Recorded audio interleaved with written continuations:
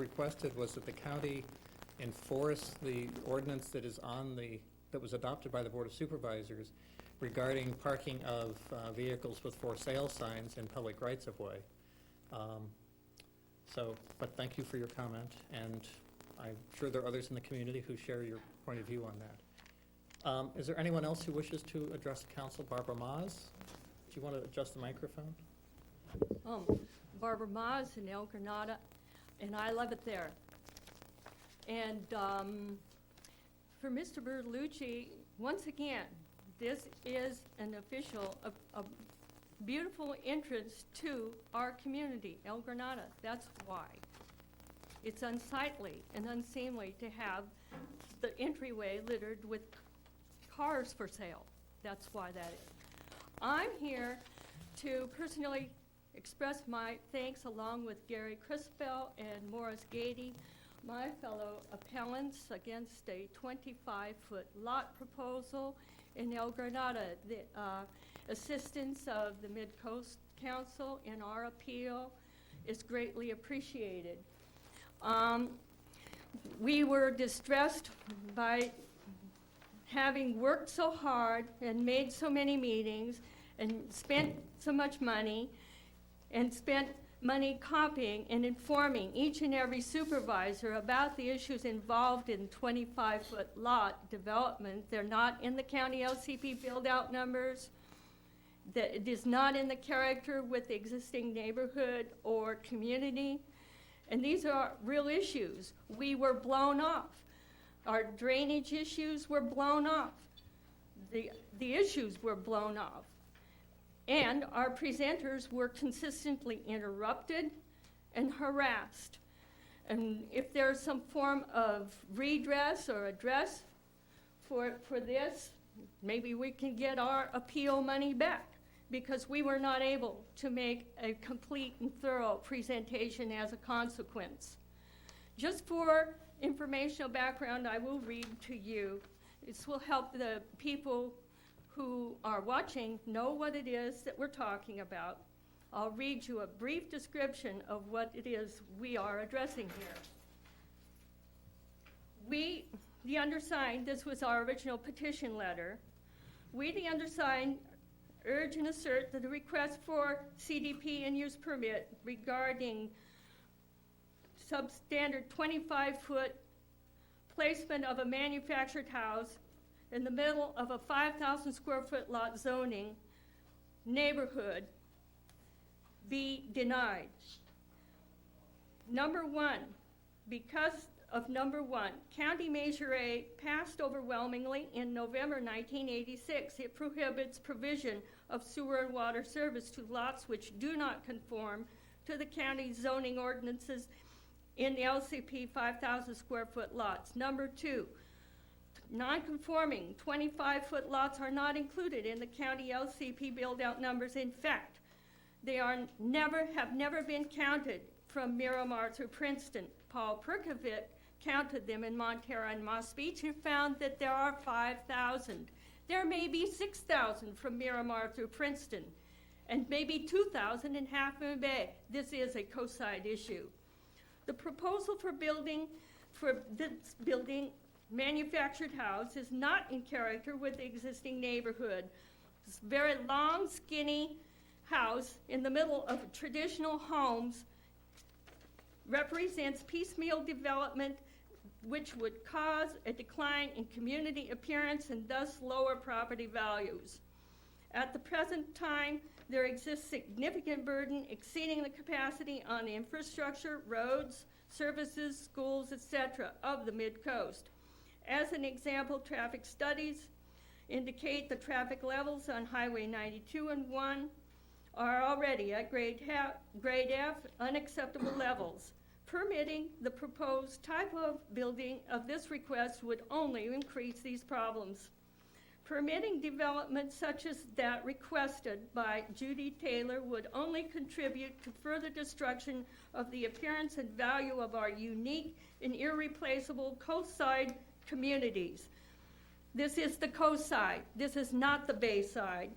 Moreover, as homeowners who have complied with LCP and county zoning ordinances, we have a vested interest in maintaining such requirements. We have rights to expect that the requirements we have met will be applied to others equally. Therefore, we maintain that the county should have denied this permit. Well, they didn't. This will be appealed to the Coastal Commission. There were many misrepresentations and lies made by Ms. Taylor and about the properties involved, and I would like to have Mr. Gary Crespel elaborate if he would like. Barbara, I don't want you guys to re-argue the same presentation you did last Tuesday. Brief points. Okay. This is Gary Crispell from El Granada also. Gary Crispell, El Granada. Just quickly, in Ms. Taylor's comments at the end of the hearing, I suddenly discovered that my house was suddenly worth $800,000. I would dearly love to sell it to her at that price. But she was, shall we say, exaggerating slightly. There were several other items that she failed to really come forth with the truth. Now, my exposure to her has been rather slim, but what I have seen of her, it's not unusual. That's about all I've got to say. Okay. One more thing. Thank you to Jerry Hill for supervising, for our supervisor who supported our appeal. Okay. For the benefit of the other members of the council, I did attend the Board of Supervisors meeting yesterday when this item was heard on appeal from the Planning Commission. I did not represent that it was the council's position either to uphold or deny the appeal, but I did present some information on the substandard lot studies that we've done as a council. Any other public comment? Okay. Jerry, would you like to make some statements under public comment? I'd like to introduce Jerry Hill, who is the new supervisor for the 1st District and represents Belmont, San Mateo, and Foster City. and Foster City. Actually, Belmont from Ralston Avenue North. Okay. Is, the district, and it's District 2. And I just wanted to come and say hello and kind of experience the coast a little more. And my wife and I and daughter were here Sunday and drove around and enjoyed what we saw and plan to spend more time. It's a beautiful area. Obviously, that's why you live here. And I certainly want to share and support and keep it that way as much as I can do. So I just wanted to come and say hello and kind of experience this meeting and see what goes on. I think you'll find tonight's meeting is particularly interesting because we have traffic issues in Good. addition. Well, that's very good. So, Thank you, for Paul. coming out. Appreciate Okay.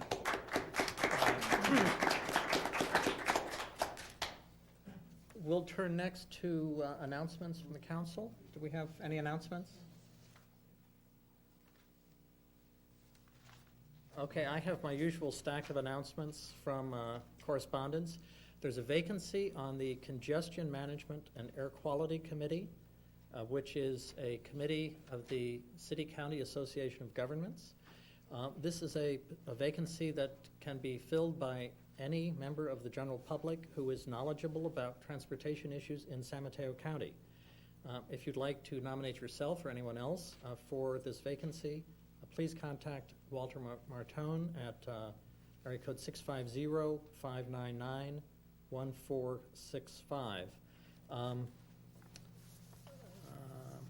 The Midcoast Community Council had a retreat a couple of Saturdays ago. We did not complete all our business. We are continuing that meeting to tomorrow night, Thursday, at the same location. David? Could you please repeat contact for the congestion management appointment? The Congestion Management and Air Quality Committee, which reports to the City-County Association of Governments, it is Walter Martone, M-A-R-T-O-N-E, at 599-1465, who's the contact. And he's in Public Works Department. Paul, could I just elaborate on the CCAG, the Yes, Congestion please. Management Committee? That is a very important committee. I was the representative to that from the city of San Mateo when I was on the city council, but it is extremely important for a number of reasons. One, It makes the recommendations for transportation funding to the City Council Association of Government, and I don't believe there's a Coast Side representative on there. In fact, there is not. It would be excellent if you could have someone that would be willing to participate. You don't need a lot of knowledge. You'll pick it up fast. It also writes the congestion management plan for the county, and really has a lot to do with some of the funding that goes into some of the projects that we see in the on the peninsula. So I would encourage anyone that has any interest to please volunteer and sign up for that. Okay. Jerry, while you're at the microphone, would you like to let the community know of your appointment to the Planning Commission, which I believe was on the consent agenda yesterday? It was on the consent agenda yesterday, and in fact, I swore the individual in today to take office, and that's David Baumberger, who resides in Belmont, will be my representative on the Planning Commission. And he's a former Belmont City Council member? Belmont mayor and City Council member. And former Planning Commissioner? A former Planning Commissioner, yes. And at least I personally would like to thank you for that appointment. Oh, you're welcome.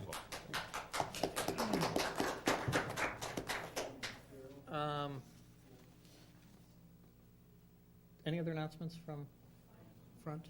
Okay. Committee reports? Treasurer's report? We have $163.99 in our account. Mr. Caruso? Yes, sir. We're still waiting for, So am I, sir. Okay. okay, because we have no idea how much of the Xerox copy money we have. I'll get you it spent. back. Thank you As very soon much. as she gets it to me, I'll get it to you. Okay. Great. No other issues as far as finance is concerned right now. Okay, thank you, David. The chair of our Parks and Recreation Committee, Mary Hobbs, is not here. Would someone else who attended the meeting, which was held on Monday, February 1st, like to report? Or shall we just wait until item 3 on the agenda, which is the outcome of that meeting? We'll wait until item 3 on the agenda then. The Planning and Zoning Committee met on last Wednesday, which was February 3rd. Rick Lohman is the chair. Rick, would you like to report on the Planning and Zoning Committee meeting? Sure. We took a brief shot at compiling thoughts on two major issues. One was the CCWD pipeline, and the other one was the new hotel or executive inn going in next to the beach inn. Laura Stein has volunteered or been volunteered with coercion to sort of coordinate all the comments on the CCWD pipeline. So there's a tight time frame to get responses in. So if you have individual research or comments you've made on the CCWD pipeline, please get your comments into Laura Stein on that one. On the new executive inn, which is being proposed, I forgot the name again, I can't think of the Monroe. Yes. Executive Inn. Our meeting this coming Wednesday, which will be the 17th, is going to be compiling comments on the draft EIR. And we have, I think, a February 22nd deadline to get comments in on that hotel. So there are a limited number of draft EIRs available through Half Moon Bay. I'm not sure who the contact is, but you could call me. We're sharing them around. We have a lot of preliminary comments already on that, but if you have some, you can show up at the meeting next Wednesday at 3:00. One interesting comment I want to make on the idea of planning and how everything is tied together. And this, again, is not a criticism of the traffic light, but it's a comment on how everything gets tied together here by other people. As in the Mirada Surf project, this executive inn, in their EIR in the traffic portion, said that they have no traffic mitigation requirement because of their addition due to the new traffic light at Coronado. So everything gets tied together on the coast side, and when we make votes and thoughts, we have to always look out into the future on how these things will be tied together and how other projects use other projects. Again, our next meeting is going to be this coming Wednesday at 7:30. And again, the prime focus will be on the draft EIR because we're under a time sink on that, and we're also going to be looking over the normal permits also And where was that meeting going to be? at the 30 Cafe. Okay, and 7:30 next Wednesday. Thank you, Rick. Joe, do you have anything to report on from the Public Works Committee? And I have some correspondence from the airport, from the county, that I owe you, which came in. While you're doing that, I'll have to find where I put it. you requested last meeting that I contact the county regarding the environmental document and the airport overlay. And I'll just read it to you. It's a short letter from Mr. Peterson. During our telephone conversation February 2, you requested I provide you information about the status of the environmental document for the Half Moon Bay Airport Master Plan. You also asked that I provide you with information about the airport overlay. We are in the process of developing the appropriate environmental document for Half Moon Bay Airport.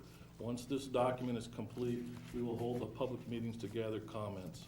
The Board of Supervisors will also hold public meetings when they accept this document and finalize the airport master plan.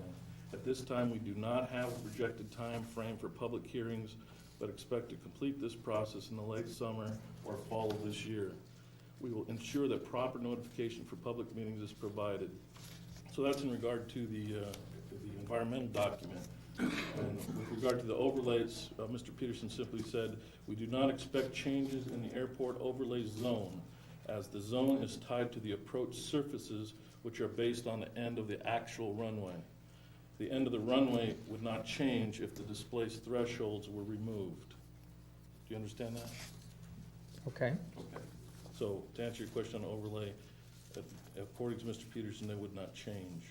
The zoning would not change if they undisplaced the thresholds. Okay. The only other item you asked about, and I'll just briefly, was a Half Moon Bay noise report. Is that what you're talking about? Oh, that sounds like it will be of interest to many members in the community that, Mr. Perkovic asked me to bring this to your attention. In the past 48 months, there were 300, and this is a report from the airports division of the county. In the past 48 months, there are 377 noise complaints have been received regarding aircraft in Half Moon Bay. Of this total of 377, 141 originated from 3 different addresses. 42 of the 132 were generated by one address. Basically, the county does have a noise abatement program. They also have an observation program. They go out, let's see, 2 times per week, I believe, for 2 hours in different parts of the neighborhood and monitor the noise. If you're interested in, it's a very brief report, but I have it for you if you'd like to see how many activities were observed, what have you. There were 235 observed, 3 violations. 1 was a local pilot, 2 were transient pilots. So that's all there is. and If you want to talk about San Carlos. for there's 3 comparison, pages on yes, there. for comparison, could you just give what's the total at San Carlos in terms of In complaints? 1 month, they have 335 in October. Okay. It's quite a bit more. And Of you course, they don't- have a lot more operations. And you don't have the San Francisco numbers, which I suspect Unfortunately, are I don't. another couple of orders of magnitude higher. Sure. Okay. Thank you, Joe. We don't have a health and safety Well, we do. committee? Oh, we do? Yes, it's. Who is me. it? Oh, it's you. Oh, David. Is there something to report? Well, there's nothing to report yet, except I see. this committee is newly formed. It hasn't been chartered yet, so I have the following duties that I have to get done soon.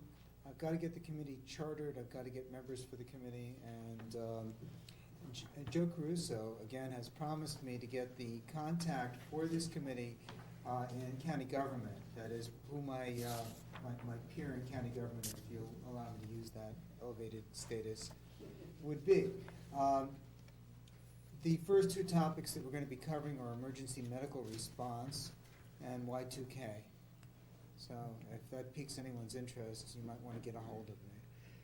Are you aware that there is a Y2K distribution list for Yes. the coast side, and that they've been holding meetings about once or twice a month down in the, Yes, okay. and I know who's doing it.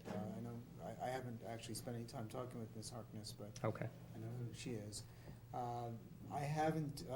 I don't intend to step into that discussion in a big way. I was quoted on the front page of the Half Moon Bay Review, but that's only because I do work with computers, and I was responsible for the creation of this problem. Ah, yes, you personally. Okay. Just to save those 2 columns on those old punch cards. Okay, that's it, for health and safety. Okay. Joe, would you like to give a report for the Board of Supervisors and also from our supervisor, Rich Gordon? Yes. My name is Joe Caruso. I'm Supervisor Richard Gordon's legislative aide and coastal liaison. And what would you like me to address first? You asked me a couple different questions. Go through your whole list. Okay, I'm very happy to see Supervisor Jerry Hill here. And you want me to keep turning? I noticed we're in kind of like a padded cell thing here. I think it's because of tonight's agenda. But anyways, Supervisor Jerry Hill is here, and I'm glad to see that in the 2 years that I've been working with the board, he's the first supervisor to actually come to this meeting. Is that correct? No. Well, other than my boss, who's, absolutely wonderful. We all know, I mean, thank you. And we've also had supervisors and candidates for supervisor at our candidates' night. Yes, and you've quizzed them, and I heard about that. Yes. They've generally been asked to name the coastal communities in order from north to south. Do you know, every time I drive up and down, I name them just to make sure. I wanted to talk about the RCD appointment, but I would like... Could you please translate that acronym? The RCD? Yes, please. Resource Conservation District. And I'd like, if Supervisor Hill would like to talk about that, he may. Thank you. We made a new appointment, and that appointment was going to be Jim Rourke. Did you make the appointment, or did you make a recommendation? However, yes, recommendation, excuse me. However, the board has decided that it will give some more consideration to this issue, and it will hear it 2 weeks from yesterday. As the board does not meet next Tuesday, it meets 2 weeks from yesterday. So a couple of constituents had called, said they could not make it because of the rain, so we asked to postpone that 2 weeks. Yes, Barbara was also right that Supervisor Hill was the lone vote on the issue that Barbara did discuss, and she's probably happy to see Supervisor Hill here also. And the cars have been removed, much to Laura's happiness and some other people's not so happy. And you can thank your sheriff's department for that. And David, I will call again the computer department at the county and have them call you and make sure that that is taken care of. So I apologize, they must be busy. I know that our email has been down for the last 3 or 4 days, so they're probably taking care of that. Mine just went down today. Did it? I spent the entire day yesterday with Microsoft people. Wow. And today, my email disappeared and most of Microsoft Office. Well, I knew something was wrong when I didn't get any emails. I thought, wow, all right. So I knew something was wrong. This is why we have the Y2K problem. This is Actually, why. For me, it's a Y99 problem. There you go. And if we can move into the next area, if you want. Why don't we come back to Come back to that. Any questions for me? Are there any questions for Joe? No, Joe? Okay. Joe, why don't you just give me a call tomorrow? Okay, sure. I'd like to. Thanks. Joe actually touched on a couple of things that reminded me I didn't make all the announcements that I deserved to. I would like to thank Sheriff Don Horsley on behalf of the council for arranging, for the sheriff's office, arranging the use of the space here tonight on very short notice. It was about 3:30 this afternoon that we found out about the water main burst over at the hospital. And they were able to accommodate us. And this does mean that one of the deputies has to stay on the premises. But we appreciate very much the cooperation of the Sheriff's Department. The other thing, for those of you who are familiar with MCTV Channel 6, our local coastside closed-circuit broadcasts of our meetings, which are always the day following the meeting, and they also have the Half Moon Bay City Council meetings. Beginning tonight, they will be carrying the Board of, tonight, Wednesday, for those of you who are here, you're missing the first broadcast of the San Mateo County Board of Supervisors meetings. The SAMNet, which is the SAMCAT, which is the San Mateo Community Access Television Joint Powers Authority, has recently worked with the Board of Supervisors to arrange videotaping of all of the Board of Supervisors meetings so that you'll be able to watch those in the comfort of your living room or videotape them for replay at bedtime. Okay, Yes, David? Paul, would you mind if something slipped by me during public comment, and this is important, so I'm gonna beg your forgiveness. Oh, yes. No, this is actually an update on a project you've been following. No. A while back, I started meeting with USGS, with Debbie Reddick and Olive Meyer, to get the USGS to prepare maps of the Midcoast and Half Moon Bay, showing for each undeveloped land site that could be developed for building, what would the mitigations be for bluff top erosion, for wetlands, for earthquake, for landslide, the four horsemen that the USGS measure on, as their life's work. What would the cost of that be on a percentage basis for that lot, for commercial, residential, for commercial visitor serving, non-visitor serving, and just plain residential development, to enable developers to figure out what they're getting into before they buy a piece of property or before they start to put plans before the Board of Supervisors and Planning and Building at the county. So I got this message back. They're in the process of preparing these maps. This came from Earl Brab. Mr. Brab is geologist emeritus at USGS in Menlo Park, and he said our next meeting of the San Mateo County Coastal Hazards Group, that's what we decided to call ourselves, concerned with preparing maps showing the cost of mitigating geological hazards will be this Friday, February 12th at 2 p.m. at USGS Building 7, that's 345 Middlefield Road. And his telephone number, should you want to contact him and or attend, is 329-5140. Sebastian Roberts has prepared some exciting new landslide susceptibility maps that we'll use to stimulate discussion. And they've also gotten a letter from Anna Eshu to the new USGS director that has gotten support for and funding for this work. So this is something that's happening this week. This actually is a very interesting project. It's something that has never been done before, to try to look in advance at landslide and slope stability issues and the potential economic impact. And it's really a cutting-edge research issue, which is why it's of interest to the USGS. We also have been given an economist from Stanford University's graduate school program to help out with this. And it turns out last year during El Nino, there were a number of severe property losses in the county as a result of landslides. And so this is a very important work. And I'd like to thank David for his participation, and also Debbie Ruddock from City of Half Moon Bay and the others that are participating in this. If we're finished with all the preliminaries, we're going to turn to the consent agenda item. And we have with us tonight Michael Washington, who recently achieved the rank of Eagle Scout in the local Boy Scout troop, which is 255. And Michael, if you'd like to please come forward. I'll run around to that. Okay. I get a special treat by coming tonight. I get to Yes. show Yes. present this. We're going to, I'd like to say a few quick things for the public and for the formal presentation. Last week we had the formal meeting when most of the community, it seemed, and most of the co-sides showed up for all the presentations. And I just wanted to say how impressed I was by all the just the continuous praise that came out of the community for Michael and all the work he's done, all the people who have known him his whole life here in the community.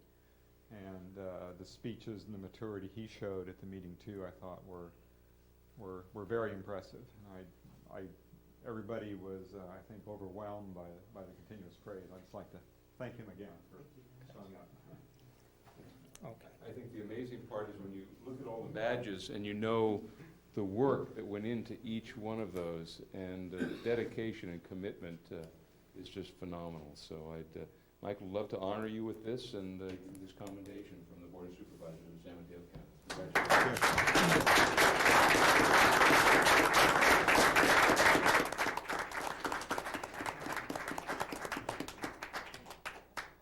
Now's your chance. Your dad's here, so Thanks a lot. I appreciate it. It's very nice of you to invite me to the meeting, and keep up the good work. Okay. Thank you. Thank you for coming over, Jerry. Okay, we're going to turn to the first item on our regular agenda. We have with us tonight Bijan Sartipi from the Oakland office of the California Department of Transportation. And our agenda item is to get an update on the intersection improvement project that is planned or is proposed for Highway 1 at 10th and Main Streets in Montara. So Bijan, can we help with any of the materials here?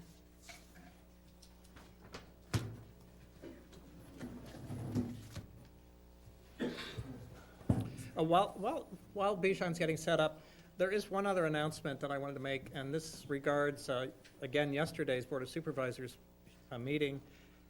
There was an item on the agenda regarding the Princeton code compliance issue, which has been of interest to a number of people in the community because Princeton is in the Midcoast. And this was another consent agenda item. The Board of Supervisors approved extending the moratorium on the code enforcement through March 31st, 1999, and is continuing to work with the Princeton community on voluntary compliance efforts. Okay, Bijan? You can hear me. Can you use microphone? So, yeah, just take it out of the stand if you'd need to. We want the people who are on Channel 6 to be able to. This is going to be of significant interest, I think, in the Montara community. Good evening. My name is Bijan Sartipi. I'm the district office chief for Caltrans, responsible for design of projects in San Francisco and San Mateo counties. And I appreciate the invitation to speak to the council tonight. Last time I was here was back in, I believe, April of 1998, when we presented a number of alternatives on a project that was originally studied in 1992 as part of our State Highway Operation Protection Plan, SHOP. And the project was proposed for improvement on Highway 1 between 10th Street and 7th Street. Of course, it goes further north of 7th Street as one location, and a signal at Mirada Road, which is not the discussion tonight. This project was programmed together. Basically, we've been receiving complaints on congestion, and there's been a number of accidents that happened at both locations, which resulted in programming these projects.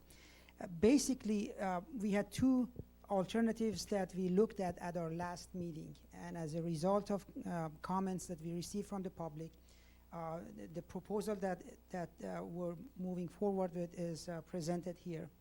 The proposal is to basically provide a turning lane in the center of the highway between 7th Street and 9th Street to close 10th Street. And the reason for closure of 10th Street is because of, for those who are familiar with this area, there is a somewhat of a hillside here, and it has some sight distance problem for traffic that is going northbound and for traffic that wants to get out on the 10th Street and make a left turn. So our proposal was to close this, open up 9th Street to accommodate the movement, and also 8th Street would be actually the main road that would be taking the traffic out for both southbound and northbound to provide improvements, shoulder widening at each location. There would be a shoulder between Seacliff and 7th Street.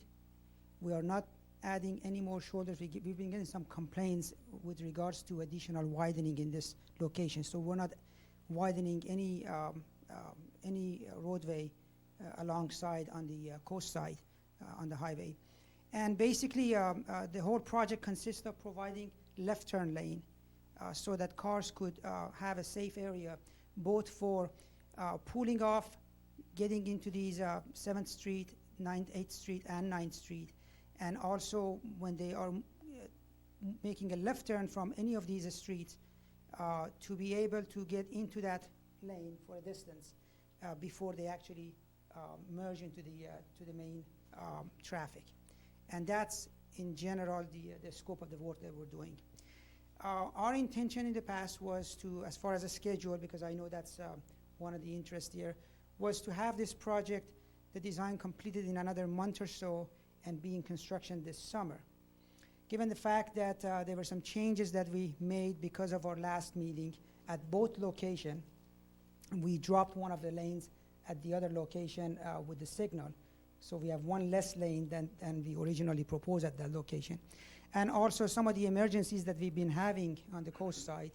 To mention one that you'll be interested in on Highway 92, which tomorrow between the hours of, I believe, 10 o'clock and 3, we have one major slide that we're going to be stopping traffic for both directions, 10-minute intervals, to take some dirt off the slope so that we don't have a major failure there. Because of those, and our resources have been directed to some of those emergencies, we're running a little late on this process.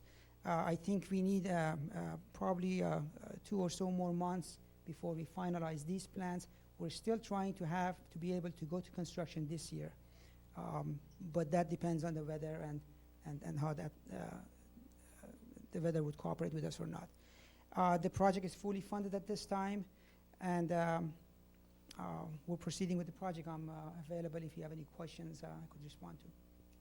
I just want to clarify a couple of issues. Some people had heard that there was a signal involved. And are they confusing the other part of the project in El Granado? I read the article that was in the paper that always talked about 2 signals, and that was the article that came out, I think, back in December. In our April meeting, we always talked about 1 signal, and there's always been 1.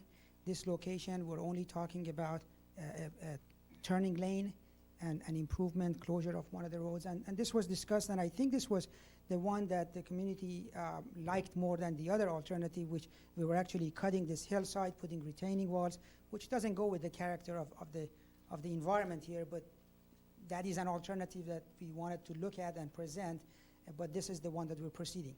There is 1 signal project on this job, and that's at Mirada Road. Okay. There's no signal as part of this project. And once construction begins, do you have an idea of roughly how long the construction portion of the project would I last? believe we have not fully calculated the number of days for construction, but I believe it would be in the neighborhood of 45 to 50 days maximum for both locations. Now, this would be 1 contract. We would be letting out 1 contract for both locations. I know there's been some discussion to separate this and have 2 separate contracts, and I read that in the paper. But this is 1 project, and our intention is to have 1 contractor do both work. Okay. Are there questions from other council members? I know that we have many people in the audience. If we can, we're going to have to share the microphone. If there, those of you in the audience who have questions about this project, if you would just come up to the microphone. Yes, Joe?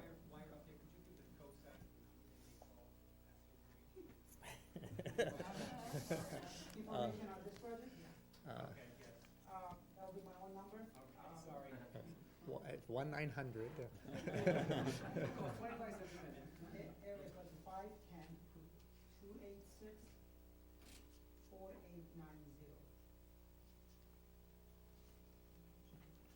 Okay. Are there folks in the audience that have some questions? Yeah, Lou, could you come to the microphone, please? Oh, yes. That's a good idea. Bijan? Louis Bertolucci here. I'm concerned on the Lombardi Spring, what's the status at? When will that be reopened in 92? Lombardi Spring, as you know, is closed now because of construction. Our expectation is to, after we complete our construction, which would be around May to June, to have access back to the spring itself. All right, because that's a lot of those questions are being asked. The people miss that water there, and so that's all I wanted to say. Yes, that's our plan after construction is complete, to have access back to the spring. Is it going to be on the same side of the road, or is It it would be the same site, same location. We hope that it comes back. You're going to make a little bit better parking area, though, aren't you? Parking area, we are having full shoulder, which wasn't there before. Yeah, but I mean, a little bit better, so when you pull off the road there, you're not gonna be, it's not gonna be as hazardous. Well, I mean, that's emergency shoulder there. We're not expanding anything specific for encouraging people to stop for the water there, because that is right next to Pilarcitos Creek. Actually, it's next to Albert Canyon Creek, which crosses at that location. Well, right below there, though, there was that big parking area where they had the rock and the construction company. I mean, that could be kind of smoothed over a little bit so people have access to park. As long as it does not go beyond our work zone, we'll make that modification there, but we do not plan to extend anything further than outside our work zone. Okay, thank you. Thank you, Lou. Grant Weiss? Grant Weiss, Montara. I've got two questions, Bijan. Can you explain the shoulders, the green shoulders on the east side between 7th and 8th Streets, exactly what the shoulders consist of? And the second question is, you mentioned that 8th would be the main route taking traffic out onto Highway 1. I own the property that fronts on the south side of 8th Street there. Is there any plans to improve that south side of 8th Street to allow for all the traffic that will come down there? Because it's just dirt and gravel and ditch right now. If I could jump in real quick, part of this is in county right-of-way, and part of it is in state right-of-way, and Neil Cullen from the Department of Public Works is here tonight as well. So, Neil, if you would like to answer some of these questions, we'll give you a chance to be on camera and on the microphone as well. Basically, the shoulder width in this area is, I believe, 8-foot shoulder, which is a standard for highway. And when I said that would be the main road out of this area, the reason is 7th Street is only right turn only. So people that want to go south won't be able to use 7th. And 10th Street is closed. 9th Street is also right turn only. So basically people that want to go south would be using 8th Street, and that's what I said, the majority of the traffic is going to go there. That means just the southbound, people that want to access south. Those who want to access north, they have 3 options. No, there's Just flat asphalt, no curves, nothing. No, there's also access at 2nd Street at the further up north. further up north. Yes, yes. And that's both northbound and southbound access. And during construction, some of the traffic may actually shift there, depending on how long we're going to be in each one of these areas. And there was a recent county project that involved improvement of the intersection at, I believe, 16th. Right. So that may need to serve at least some, on a temporary basis, some of the traffic needs in the community. Okay. Asphalt. Faye, Bridia? I own property also between 8th and 9th, and I have an espresso bar there, and people from the highway park in, and I've seen a little green arrow, and I don't, that's one of the Caltrans guys have painted, and I've seen flags down at the end of the block, and when I count 8 feet, where do I start from? Because it looks like the line, if it's the green arrow. I've had 2 accidents in front of my store where, people from the highway have hit parked cars, and if it's going back as far as that arrow is, if someone goes off the road, they're going to be in my store. So where do I measure from? And one more question. I spoke to John Lau from Caltrans, and he said that there'll be one-way traffic while this is being done, and it was originally being planned for August. And I said, because that's some of our peak season, if there's one-way traffic, it'll seriously affect business. Could it be moved up to October or November? And he said he'd get back to me on that. Yes, we talked about that. First of all, on those markings that are out there, I don't know exactly what they were marking. They do survey and they pick up points. So I don't know when they marked it, is it the edge of pavement, edge of shoulder, or were they doing the right-of-way line, or which one they were doing. So I can't quite tell you to measure off of those where that will take you. But what I can tell you is that basically what we're widening here is one lane, which is 12 feet. That's the center lane. We're not adding any more to the width of the pavement. And then we're putting in the shoulder, which is another 8 foot. There is already some shoulder there. It varies anywhere from 2 feet to 8 feet. If I go from the middle of the road and do 12 feet, 8 feet up there. I can have somebody come out there and actually tell you where this edge is going to be. I mean, without a problem. That might help better. As far as moving the construction time, and John did mention that you wanted that outside of your peak business time. The further we get out to the end of the year, the less chance we have because the rains and whatnot. We will push it out. We will work with businesses. There are 3 businesses here that need access to their store, and their customers need access to their store. Although there is access from the back side here, but I'm sure the front access is much more important. We will work with the contractor and the businesses to provide them the access. The parking may not all be there at all times. We'll try to stage this such that we can get out of this area the fastest. But it is construction. There's going to be disruption. There's going to be access problem. I won't say those will not be there, but we'll try to minimize those. Faye, are you sure that these were green arrows? It's a green arrow with 2. Okay. That, the underground service alert folks would probably have done that, and that green indicates a sewer line. So that would not be a traffic lane. Okay. Could you come to the microphone, please? What will be the nature of the intersection? The microphone is for the folks who are watching on Channel 6. I'm very loud.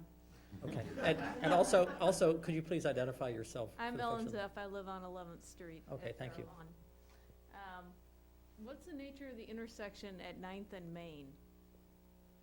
Is there gonna be a stop sign, or what's a yield, or? At this location, Yes. we're not changing anything at that location. Well- What this shows, the areas that Bijan, the folks who live in the community know that 9th Street does not exist between the You're highway and obviously Main. changing something. Okay, well, you talk about a signal or control. Let me go back. You're This- putting in a street. Yes. This plan, wherever you see the blue line means that's existing pavement and we're not changing it. When you see the red and the orange, that means we're doing something to that pavement. It's either new pavement or it needs to get extended and widened. The green is also new pavement, but it is the shoulder portion of the pavement. So when I said nothing is going to happen to the intersection itself, I meant, yeah, there is no road here, of course. Okay. So we will be building this road, and everything is new. As you can see, this is either red or green. Beyond the red, within the intersection itself, we're not paving anything. We're just matching the existing pavement. That's not my question. My Okay. question is, someone gets off of Highway 1 on 9th Street. They Okay. come up to the intersection with Main. What keeps them from running into the cars on Main Street? Oh, you're asking if there is a stop sign there or not, or if there is a signal? That was it, yes. Yeah. Okay, sorry, I didn't get. From what I can see here, Is that a it doesn't state? say, if there is a stop sign there. I can see a stop bar here. Is that a state choice, or is that a county decision? Well, the state right-of-way is like such, so Yep. that portion is actually within the county. That portion is within the county. Okay. And Mr. Sotibi, So, no, reason- we're getting an Okay, answer but- on this from Neil, so. Can I, just before you get started, I have one sentence to state. The reason why this is so important is because right now, if you come in on 10th Street, you can go all the way to Farallon and beyond. You can go all the way up 10th Street. With 10th Street being closed, if you come in on the new 9th Street, you're going to have to make a right or a left. You can't go any further except onto the dead end at 9th Street that doesn't go into Farallon. So there's going to be there's going to be a need to turn right, turn left, and some other form of control, or people may get hurt. Well, this assumes that the 9th Street that currently does not go through to Farallon will never go through to Farallon. I'm assuming that things are going to stay the way they are in Okay. other respects. I don't know what will happen, but Okay. that's the reason for the question. And I understand So that it's important. And this is Neil Cullen, who's Director of Public Works for San Mateo County. Good evening, members of the council. With regards to the intersection of 9th and Main Street, we'd have to take a look at it once the state started moving forward with their construction to determine what is the major and the minor legs. As you've pointed out, and as Bejan's pointed out, the traffic coming into the area would be presumably either be making a right on 9th or a right on 8th, and I think that would happen over a period of time, depending upon the individual's preference of where they're going. if it turns out that the majority of the traffic is coming, making the right on Ninth, and then let's say a left onto Main, then it may be advantageous to everybody to stop the piece of Main that's going further south. But again, we won't know that until you get further into the design and we take a look at it and see what the traffic is doing in that area. The other option would be is to go to a four-way arterial stop signs. But again, that then stops everything up, and we certainly don't want to back traffic out into Highway 1, making that free right, so we'll have to take a look at that. I apologize that I don't know exactly if we have a stop sign there or not, and I can find it out tomorrow and let you know. But any kind of control, be it a signal or a stop sign, in this case we're only talking stop signs, would have to meet certain traffic warrants.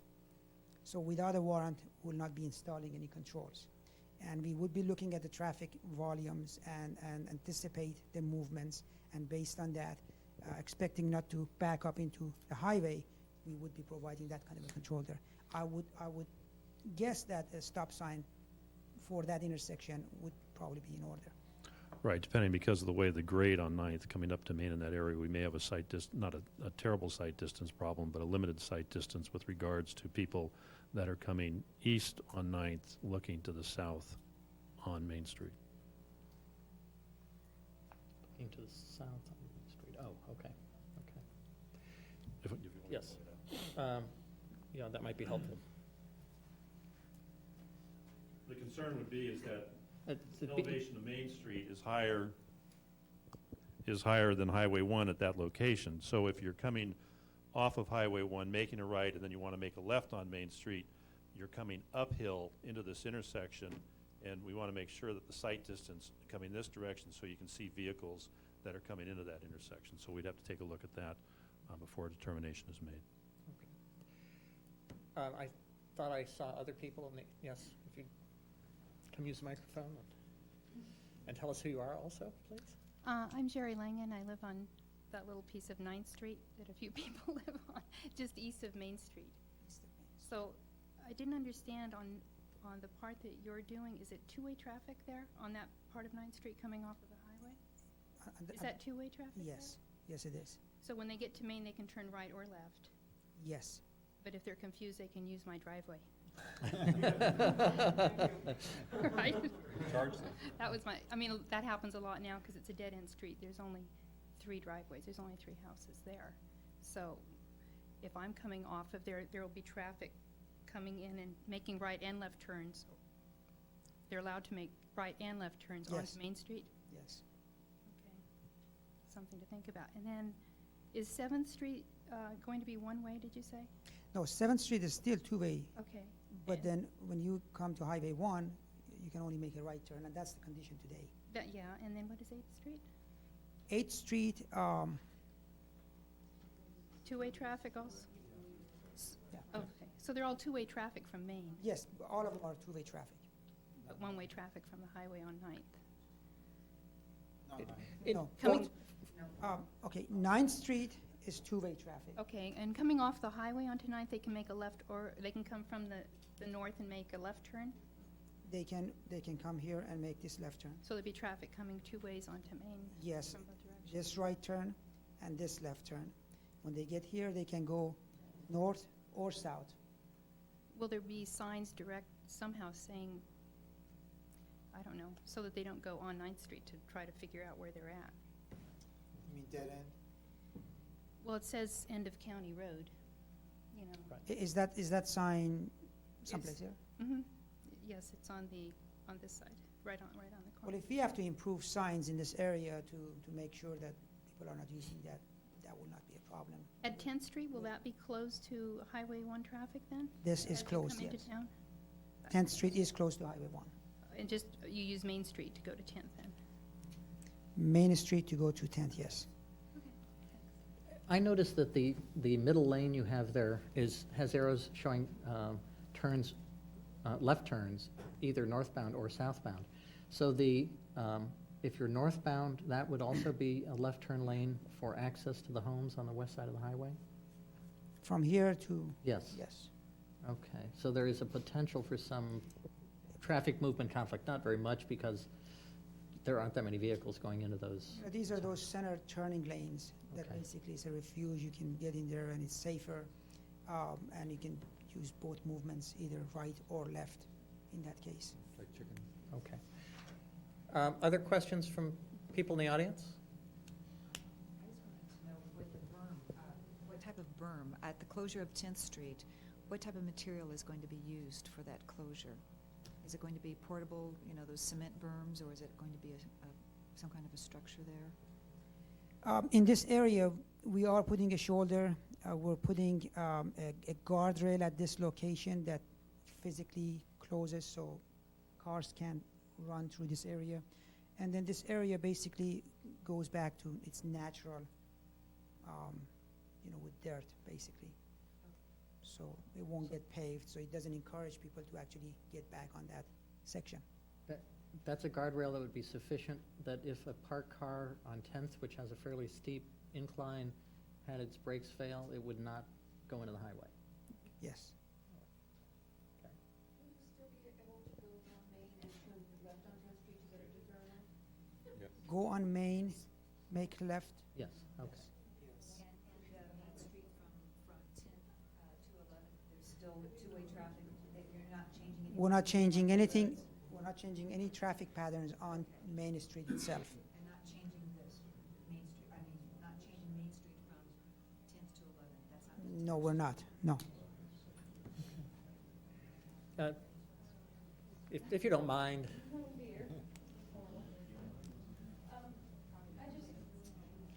And My also, name's Louise Wolf, and I live like right there. I just kind of want a clarification. If you're coming this way, you should be able to turn left on 9th as well. There will be room to get over safely. Yes. And then here, there's room to get over going this way and turn right as well on Ye- 9th. yes. But I would expect that most people would not use 9th, because what we mostly get now is people going, and they're gonna go probably like that. Because most people are going way down here. They're just flying down here. They're not bothering with this stuff. They're going past us, so I would expect they would go down here and turn, as opposed to using 9th. Those are available, and I think, as Neil said, traffic is going to work its way out, and people are going to find the shortest distance, the shortest time to their destination and use. But these are all open, these are all available, they're choices. People are going to make choices. but from the diagram, you have a protected right turn lane in addition to the through northbound lane at 9th. Yes. But you don't have those, unless you use the shoulder in front of a coastal affair. Right, to turn on 8th. To turn onto 8th. And that shoulder, So okay. more people might use And the 9th same for than 7th. the right turn lane. They could still, well, we still expect people to use these. Because most people are trying to go this way. They're not trying to go, hardly, they're Right. all trying to go that way. So you're gonna get a lot of people turning that way. Yes. A very common first destination for almost everyone in the community coming home in the evening is the post office, which is at 7th and Main. So people, are going to want to go to this. the north east corner there. Northeast. Okay. So that's a very congested area in the evening.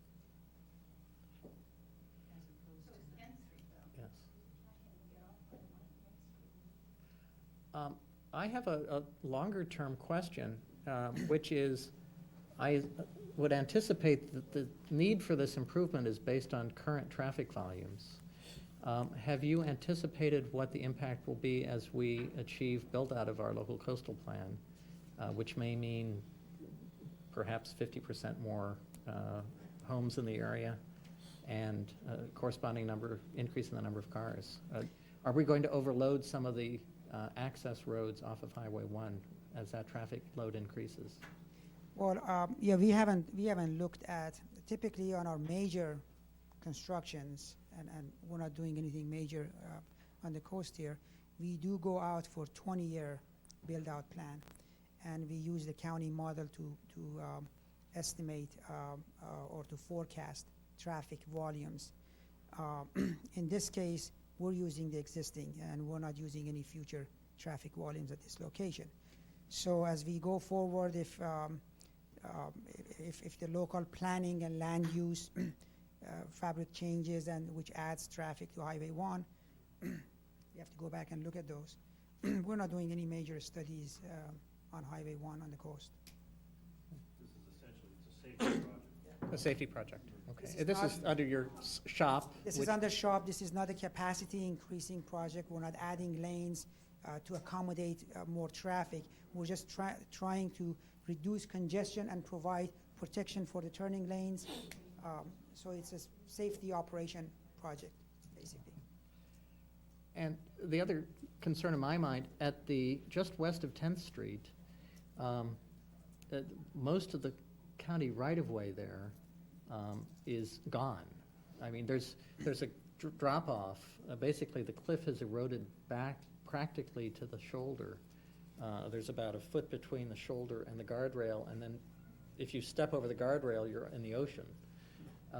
Is there going to be adequate space to accommodate the widening that's involved?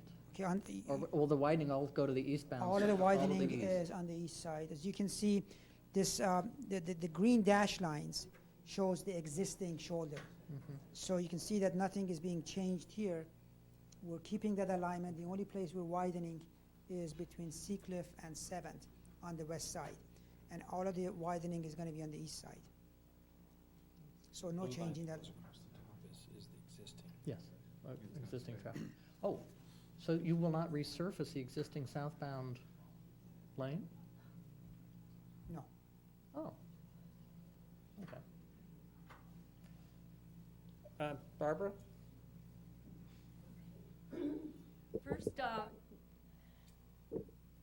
there is no master plan for Highway 1 in the urban mid-coast. Before any highway widening or expansion, stoplights, or anything else is contemplated, there should be a master plan for Highway 1 in the mid-coast, and also anything like this in that other location in El Granada should have a proper environmental impact report. There are wetlands involved, incidentally, at the El Granada location. Number 2, I'm kind of confused, and maybe you can clear this up. Where's the provision for pedestrians and bicyclers? There was a young boy that was killed riding a bicycle, and I don't see anything in here except for provisions for cars. Where's the provision for bicyclers and pedestrians in your thinking? In general, under the vehicle code, bicycles do share the road with the traffic. Now, in this specific case, we are adding shoulders, and those shoulders are available to bicycles to use, which is more protected. It's away from the main line, the higher speed traffic, and so those are added safety for the bicycle. Now, as far as pedestrian, I don't know pedestrians on Highway 1 crossing the road, or if you're talking about pedestrian crossings, potentially. People walking, I guess. Is it the shoulder that you're going to? Well, that's, I mean, they do use the shoulders. Certainly people who stop into the Coastal Fair at Faye's Coffee Shop, who do not live in the area, frequently are taken by the beauty of the coast just across the highway and will wander across the highway. And there are folks who live on the west side of the highway. I happen to be one of those. And occasionally we will actually walk to the post office rather than driving a quarter of a mile and adding to the traffic congestion. So, I mean, we do need to keep in mind some pedestrian use, although we don't have major beach access in this portion. The beach access is down at 2nd Street. You know, one of the things that we found, if we have painted crosswalks in certain areas, that just encourages people and gives them a sense of security, and they may not be as cautious while they're crossing because they are in a painted area, in a designated area, and that may actually increase the accidents because people think that that's going to protect them. for that reason, we're not having any crosswalk which is in uncontrolled area. We only have those when we have signals. So there are no crosswalks? No, we're not painting any crosswalks on highway. Scott? Microphone. And Scott, please identify yourself. Yes, Scott Boyd, Montara. And- Have you given any anyway. consideration to a flashing yellow light to get people just to slow down a little bit as they go through? And perhaps some signs like, warning pedestrians or, whatever the typical signage would be, just to raise the awareness in the minds of the drivers as they go blasting through? I can check on that to see if we are adding anything of that nature. We do have some signing policies that we use on highways. I don't know exactly what that is in this area. I can check that and let you know so you can report back. Are there, do you ever put pedestrian activated signals for crossing a state route like this? For example, to get across at Second Street, to get to Montara State Beach, where there is limited parking? A signal designed just for pedestrian? That when a pedestrian can push a button and cause the light to change to red so that the through traffic has to pause, has to come to a complete stop for pedestrian safety? I think, I haven't seen anything on Highway 1 that is used. Generally, I that's hear only... hissing in the audience. That was not a popular suggestion. Okay. I'm just asking questions. That's generally used when you have a major traffic generator, let's say a school, which Yes. is on the other side, and kids are walking and they're going to be crossing. And that is done just for children and students crossing, basically. Okay. We don't have any provisions of that here. Faye? There's, when I drive to Santa Cruz, Yes, use the microphone, please. when I drive to Santa Cruz, when you get to Davenport, there is a flashing yellow light, and it says slow down to 25. And I've never understood why we can't have one at every town. Maybe Second Street would be a good one, Moss Beach would be a good one. And personally, I don't usually drive slow, but in fear of getting an expensive ticket, I do slow down, because I expect when I see the light, that people might be crossing in Davenport, and I think people will do the same thing here, could be done. I can check on that. If that's not contrary to our signing policy, that's not a major item to add. Now, flashing signal, we're talking then electrical work and conduits, and I don't know where the powers are. And These things cost about $800,000. Oh, the power. Oh, yes. My name is Leah Champion, and I live in Montara. And in regards to the idea of having a flashing light through these areas for people to slow down, I really don't think that's necessary. And I'm a person that's very concerned about light pollution too on the coast. To have a flashing yellow light, especially when traffic after 10 o'clock at night, or even it's the traffic is so limited at that time. To have flashing yellow, and the people that would have to live with it day in and day out, for something that would it defies, it's common sense going through there. There might be something else. It could be maybe a speed limit reduction or something going through a town, like make sure another sign is posted to say it's 55 miles an hour at this point. And to look at that alternative first before we talk about, flashing, more flashing lights. Thank you.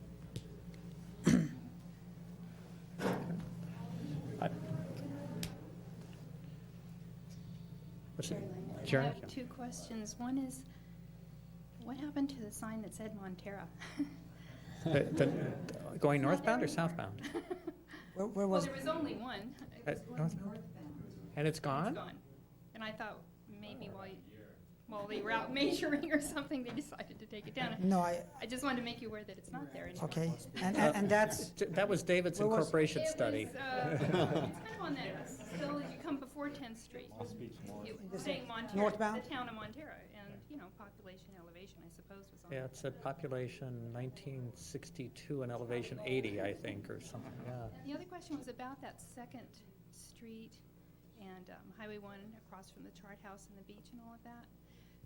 Several times when I'm coming home and want to use that and make a left turn, the left turn lane to turn left onto Second, there'll be a car coming and use that left turn lane to turn right. And luckily, I'm able to get between cars in two directions, and I've had that happen more than once. And I don't know if that can be reconfigured somehow, and I've talked to other people, it happens quite often. I guess people going north, there's two, they're kind of reversed with each other, and they just assume that that's also for them, because they look ahead and they see the parking lot on the south side of the chart house, so they use that to turn in there. They use our turn lane, and it's a really dangerous situation. I don't know Okay. if you've ever addressed that or not. No, I really don't know much about that, but I can ask our traffic engineer to see if there is something they could do there, or if they experience any problem there. Okay. Grant? Quick question, what happens to the Army Navy? Are they on the south side of 9th Street or the north side? Are they kind of isolated off by the... They're right here. Oh, okay. So we're doing all of our work within our right-of-way, and there's even more right-of-way there, so we're not affecting them. We're going to affect them just like the other two businesses during construction. We'll still provide them access. Any other questions? I'm sure we all have other issues in our mind, but we sort of have gotten to the end of the time we had expected for this. Bijan, I'd like to thank you very much for coming down tonight, and I'm glad that you didn't have the storms that we had over the last few days when driving over here was much less pleasant. And actually, I wanted to follow up, since Lou raised the issue of the 92, some of the 92 project. I suppose the slope ratio that's used for grading is a standard. Is that any way that when you have repeated slope failures, I know in 92 as you head down towards 101, there are slope failures and heavy rains on a regular basis too. Is there some way that the standard might be adapted based on the soil stability in a particular area? In general, the slopes that we use are 2-to-1 slopes. In this area, at some locations, we're seeing that some of those 2-to-1 slopes are failing. Some are just surface failures, so they're not really deep failures. The one that we're experiencing up on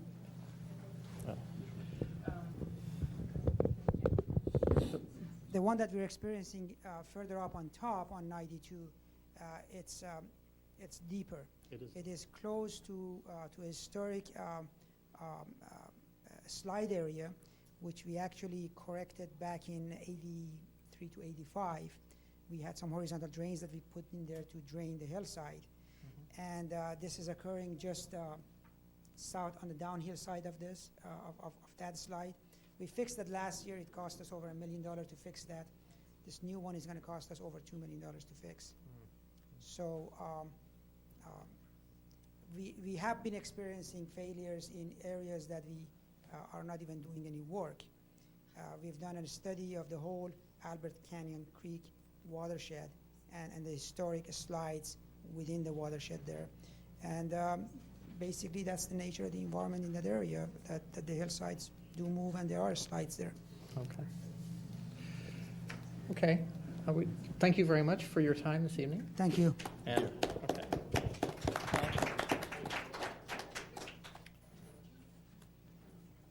Our next agenda item, the agenda item reads, consider recommendations on street abandonment, which is called vacation as a technical term, by the County of San Mateo. And there is an application pending for the portion of 9th Street between Main and Farallon, which was just off the diagram. Yes, but in the segment between Main and Farallon on 9th Street. That was just, that was at the end of the block. Yeah, no, he needs to get back to Oakland.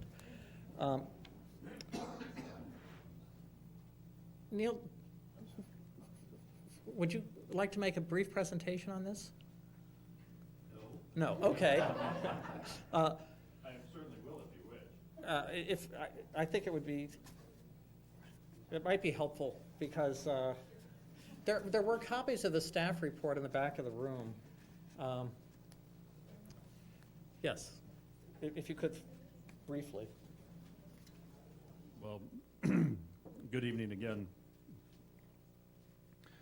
Before you, or at least the staff report had, was a consideration of a request to abandon or vacate a portion of 9th Street in Montara, and I can give you some background or a little bit of a history of what that really means or what happens with county roads and how do we get in the situation where when you go out there, you see some roads that, you know, people drive on them and what have you, and the county doesn't maintain them, and you have other areas that, you know, where they don't exist, like or they do exist, but they don't. When you go out there, you just see this open field, and there's roads that have been platted since a lot of the area, or a lot of the unincorporated area on the Midcoast was subdivided about 1907, 1916, around that area, around that time.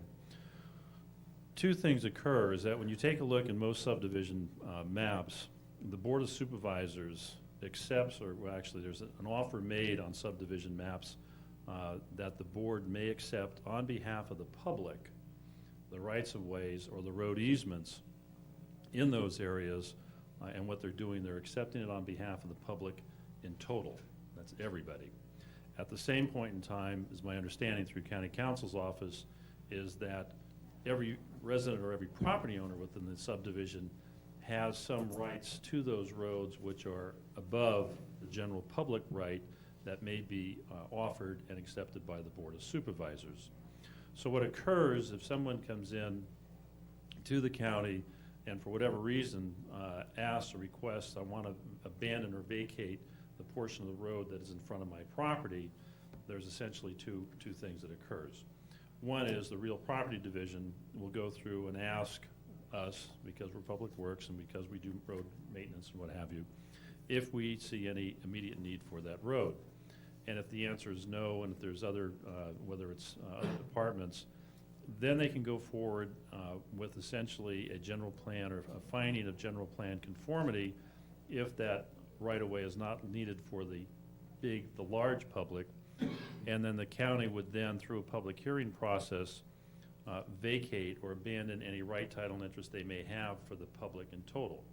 That doesn't extinguish the right for the property owners that own property within the subdivision. So if somebody wants to take that, completely extinguish the easement, then they would have to go through a vacation process where you're essentially extinguishing the rights of everybody else that they may have rights to that area.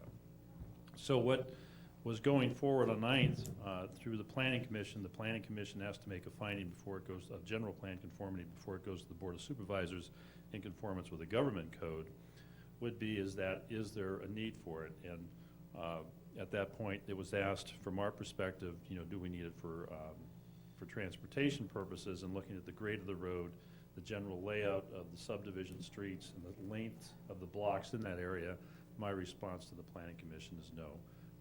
We don't need that. We don't see any foreseeable future need for that piece of roadway. And so it went forward to the Planning Commission. The recommendation of staff of the Planning Commission is for the county, yes, to vacate as much, but leave a center strip, which if you see on the staff report,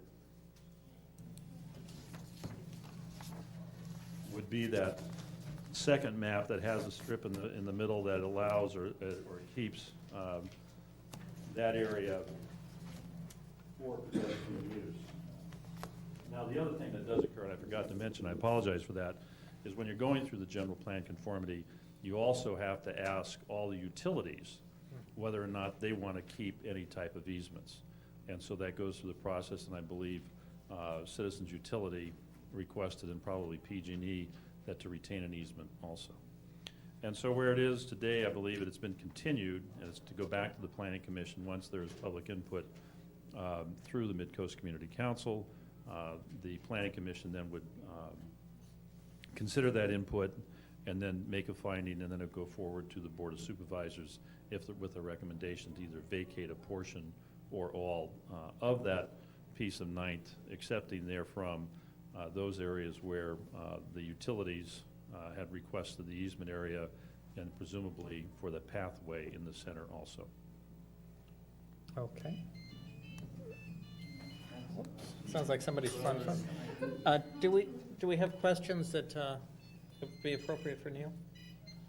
I have to recuse myself from this discussion since my house is directly across the street from this particular piece of property. I think it's fair to ask general questions about the process of street vacation, which is where this agenda item started, but if you don't wish to participate, that's fine. No, I can't participate in anything related Okay. to the specific application, but I have some general questions I would like to ask. So with the, if the council would permit, I'd like to sit with us Okay. for the discussion, but I'll be very careful and circumspect about my comments. Okay. I have a question, Mr. Cullen. It's been proposed by a member of the community that in general, as a policy, vacated streets should become top lot parks. Basically, because we have very little in the way of parkland in the Midcoast to begin with. The county says that we can't, they can't give any to us because they don't have the money for it. And as a result, even though the reason for incorporation is specifically, according to Paul Koenig, to encourage creation of parks, we don't get any because we're not incorporated. We don't have the economic means to incorporate or the will at this point to incorporate. So we're not going to get any parks because we can't afford them. But here you have a piece of land that belongs to the county and the county's willing to give it up. So there's a general policy. It's been proposed by a member of the community that that vacated streets become top lot parks. Is that something that the county can do?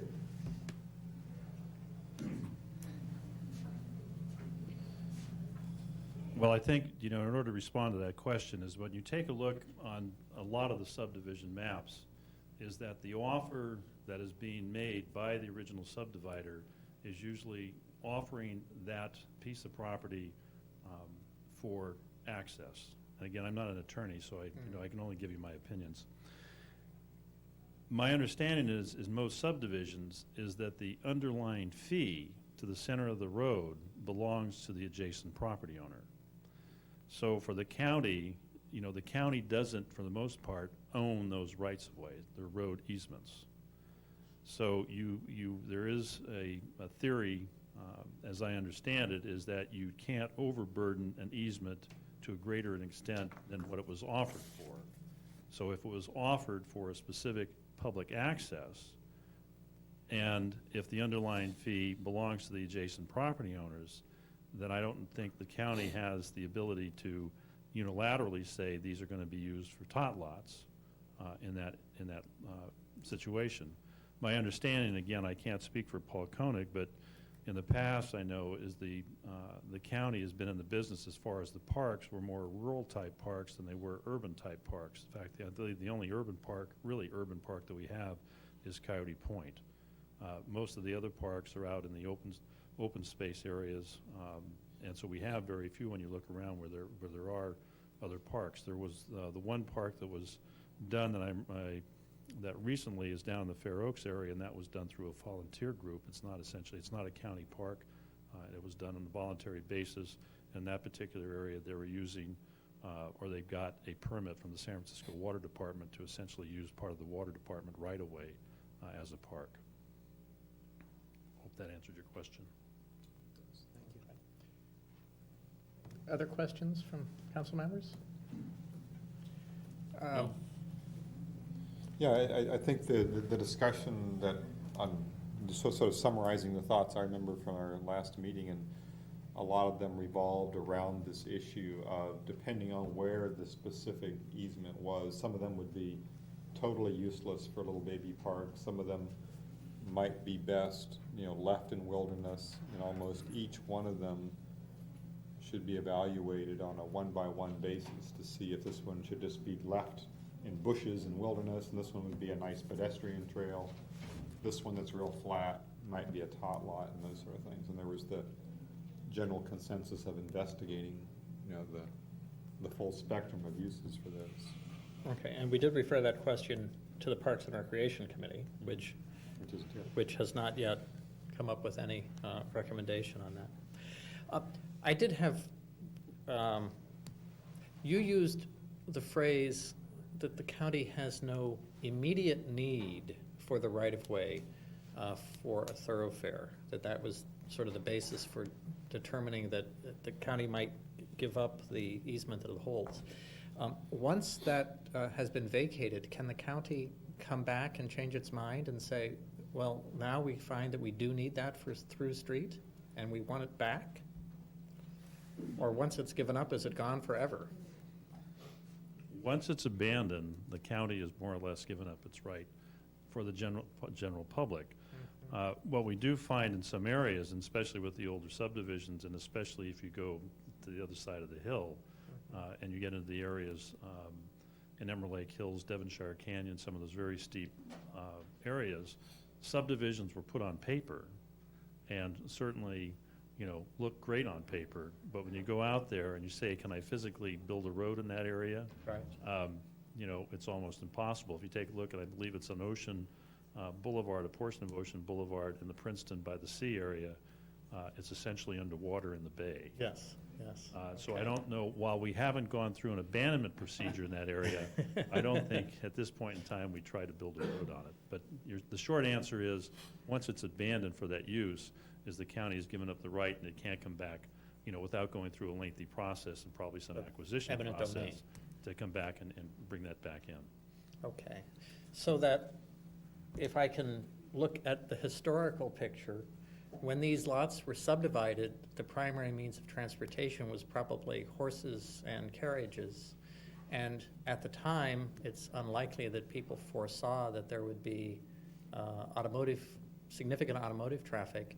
And here we are, who knows where we'll be 100 years from now, which is how far we are from when these lots were created, and what the needs will be for the community. And yet, if the county makes a decision based on today's travel technology and today's immediate needs to give up that easement, it's gone forever. Is that correct? It's gone for the greater public. It's gone for the It's greater not public. gone for the members of the subdivision, unless they go through the vacation process. Okay, okay, okay. And I believe, my understanding is, it's just historic note, is a lot of the subdivisions on the coast were done by the Ocean Shore Railway. Yes. And I think their intent was to generate their own commute traffic. Yes. And take them into the city. Yes, Right. yes. David? Yeah, another question for Mr. Cullen. Given the presentation that we were just given by Bijan Sartipi of Caltrans, which opens up an area of 9th Street that never existed before, and is going to be bringing traffic into the community, does that change any of your views about the vacation process for this particular project for 9th Street?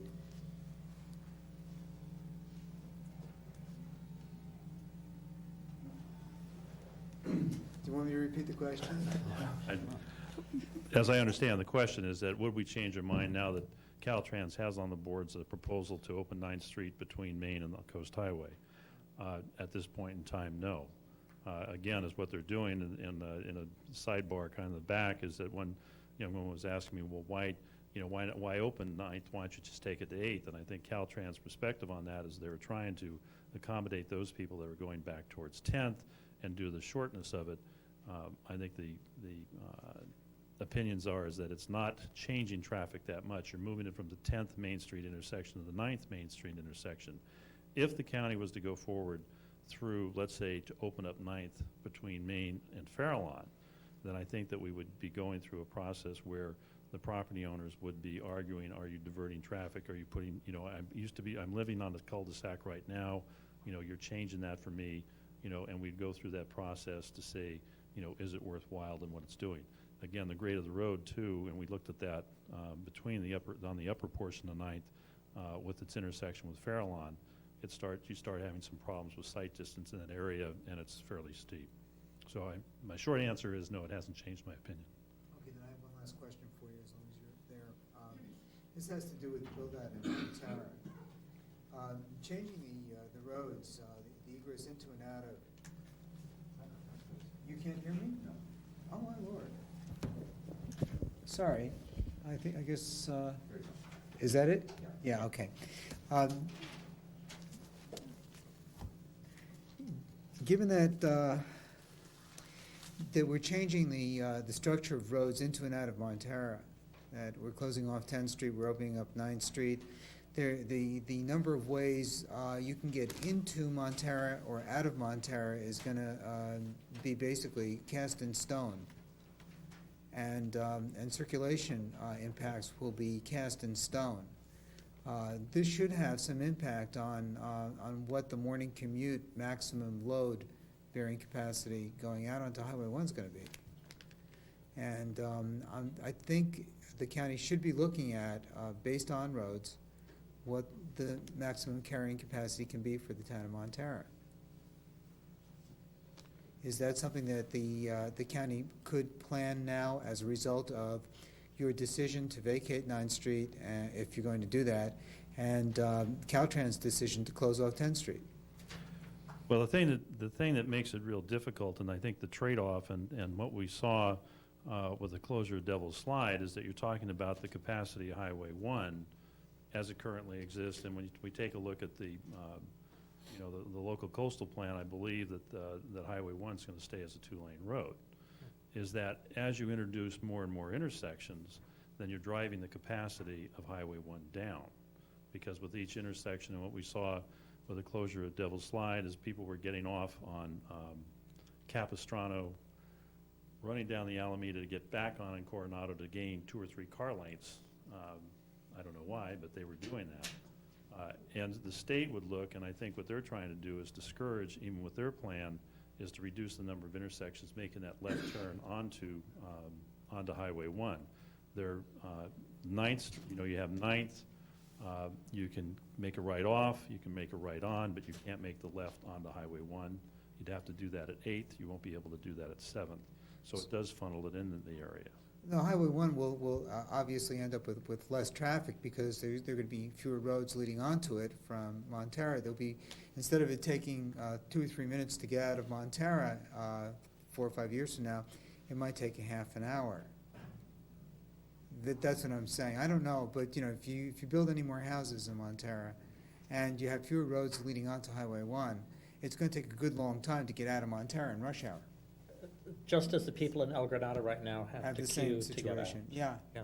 So what we're basically doing is we're saying, yeah, we'll keep Highway 1 nice and clean because all the people who live in those towns are just going to have to wait plenty of time to get out of there.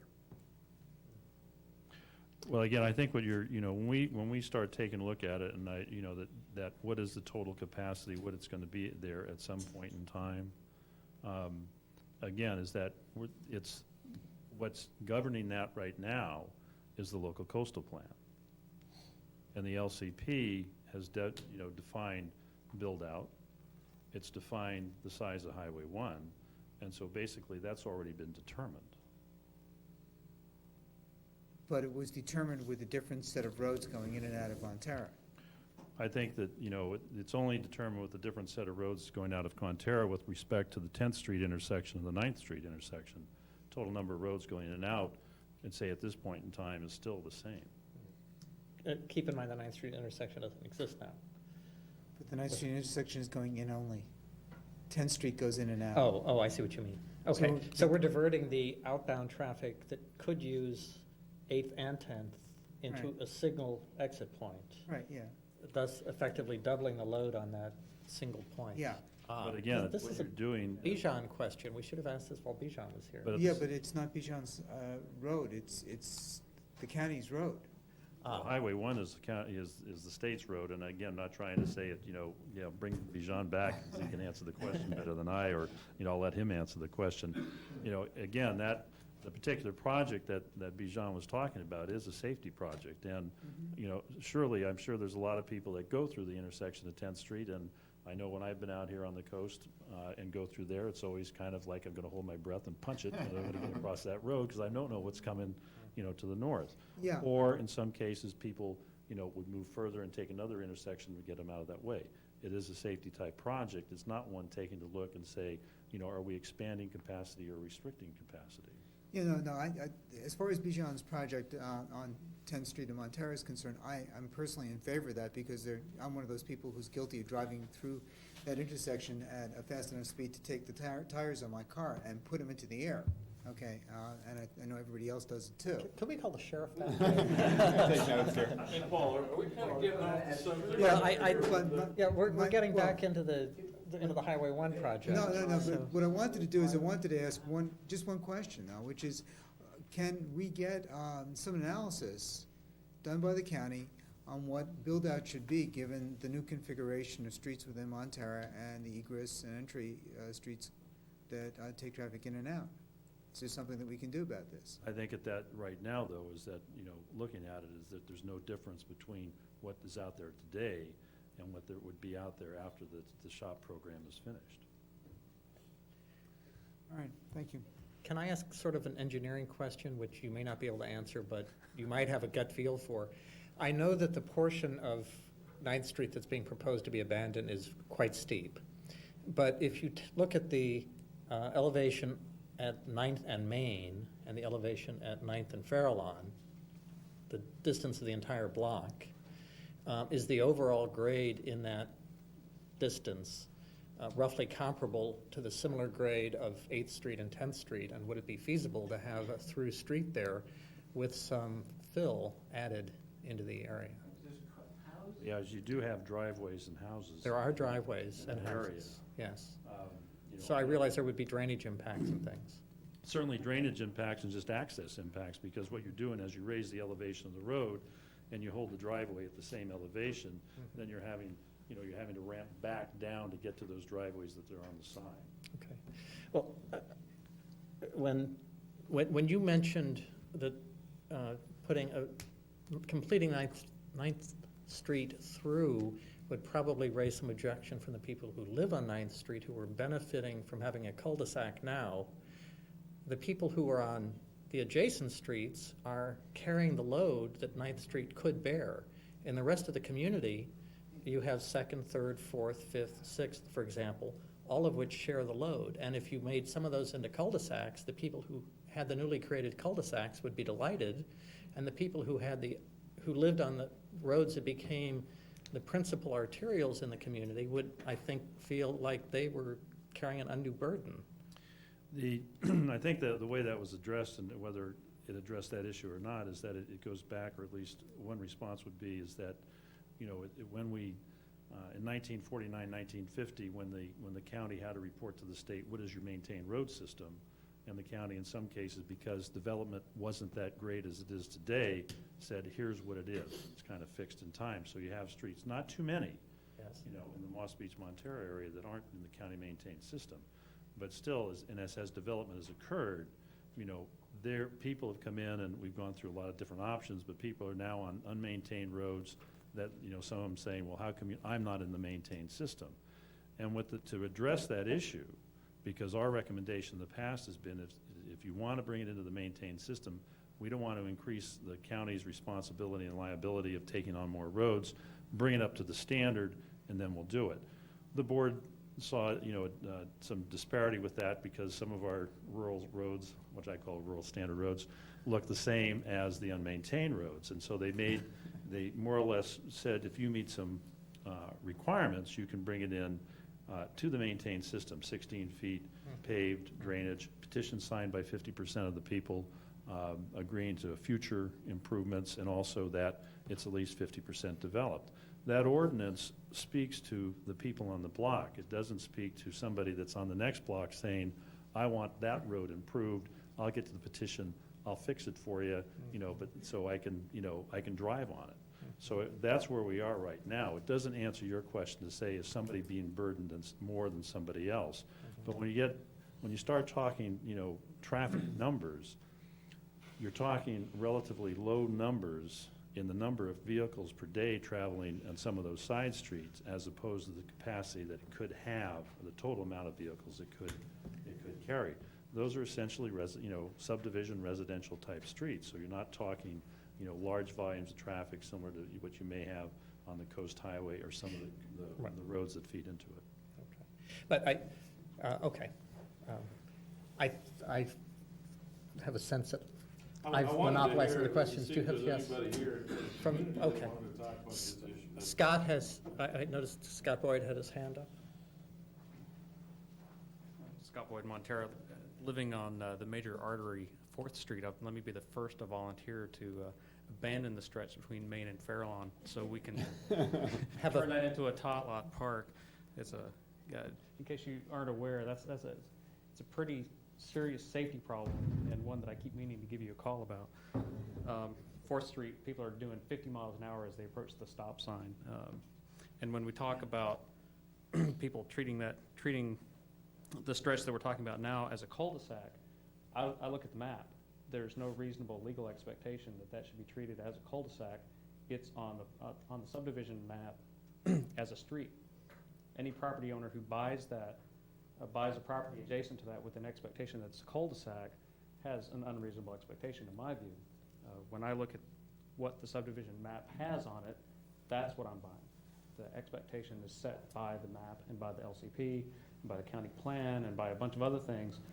The fact that it's dirt now and that the county hasn't been forced or whatever to put some asphalt on it or dump some oil on it and run over it with a roller is no reason to call it a cul-de-sac. I mean, yes, effectively now it is, but I don't see that they have a reasonable expectation for that, nor do I see any reasonable expectation or reasonable cause to treat them any more favorably than you would, say, me over on 4th Street. Actually, that to be honest, that really kind of gets my dander up. County can act whatever way it wants whenever it feels like on these kind of issues, and I find that problematic. I think the safety project that Caltrans is doing right now provides some pretty clear evidence in conjunction or the juxtaposition with this particular item that we're talking about. It bears out we do need a master plan for this kind of stuff.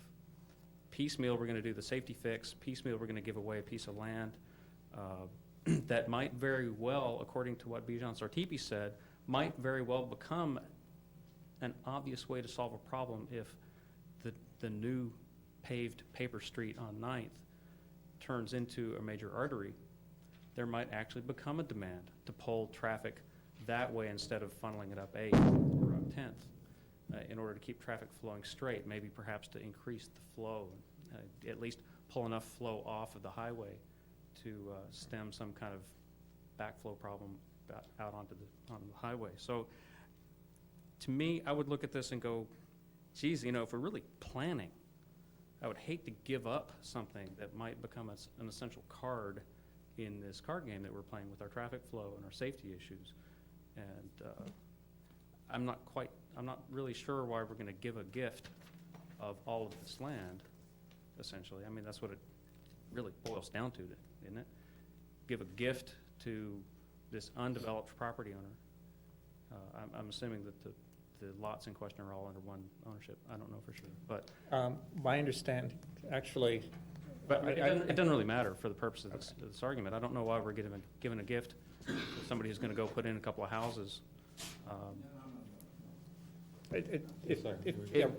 Well, I mean, I've seen the wells, so I mean, somebody's going to put in houses, and why we're gifting them this land, I don't know. When we can't get parks, when we've got safety issues on our other roads, I look at this and it doesn't pass my smell test. And to the extent that you're able to represent me to the county on this, I'd appreciate you conveying that message. Thank you. Okay, thank you, Scott. Chris, did you want? This is Chris Miles. I was mostly going to listen, but okay, I can't stand it any longer. Yes.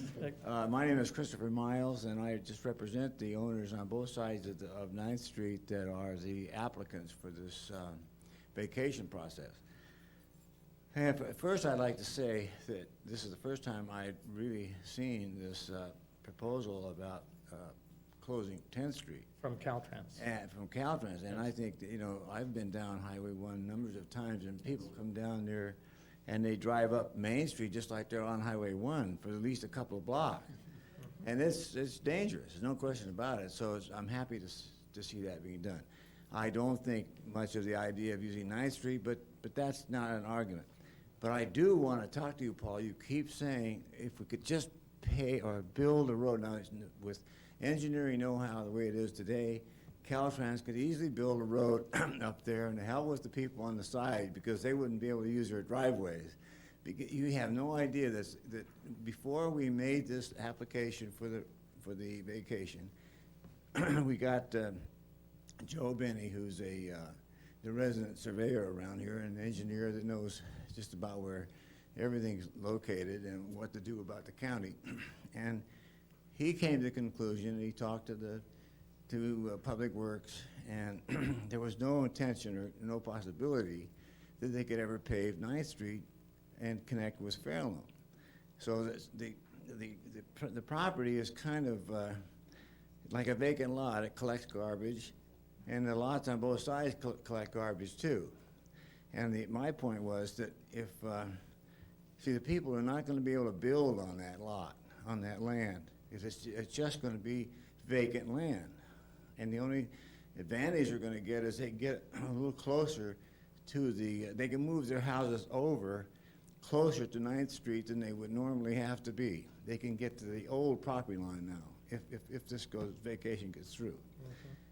So in a sense, if the neighborhood has the right to use the 10-foot easement, which I think is a good idea, it's like a pathway. There's lots of places in Alameda County, Contra Costa, and all over that have pathways like that.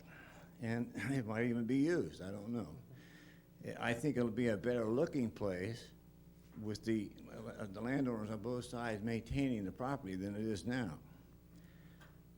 And I just don't want to think that there's like this man said, that there's a gift that the people are just getting something given to them. That there's some maintenance involved and there's a lot of cost involved.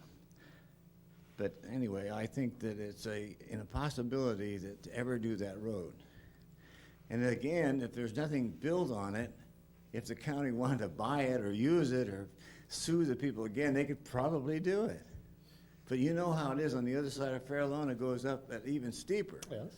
And in fact, if you go on the on the east side of Fairlawn, it's not county maintained until the very last stretch just before you get to east. And then there's a little piece of east from 9th to 10th. You think that's from county? 9th to I think 8th that's the people maintained. do that. I don't know. No, that's officially in the county's maintained street system. Really? I went and looked that up last week. It's so steep and so rough that it's very hard to walk up there. I have walked some of those areas. I appreciate. Okay, well, all right. So we've kind of buried the idea of ever having a road there. The only thing you could do would have to be a funicular railroad at some point if you wanted to have something like that. That would be a great coastal attraction. 10-foot right away. And the whole space is still going to be the same. There won't be any building on it or any encroachment whatsoever. Pathways and landscaping, possibly. Okay. Thank you very much.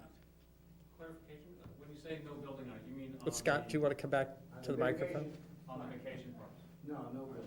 It's against the rules to do that. But it gives you an instant variance on the.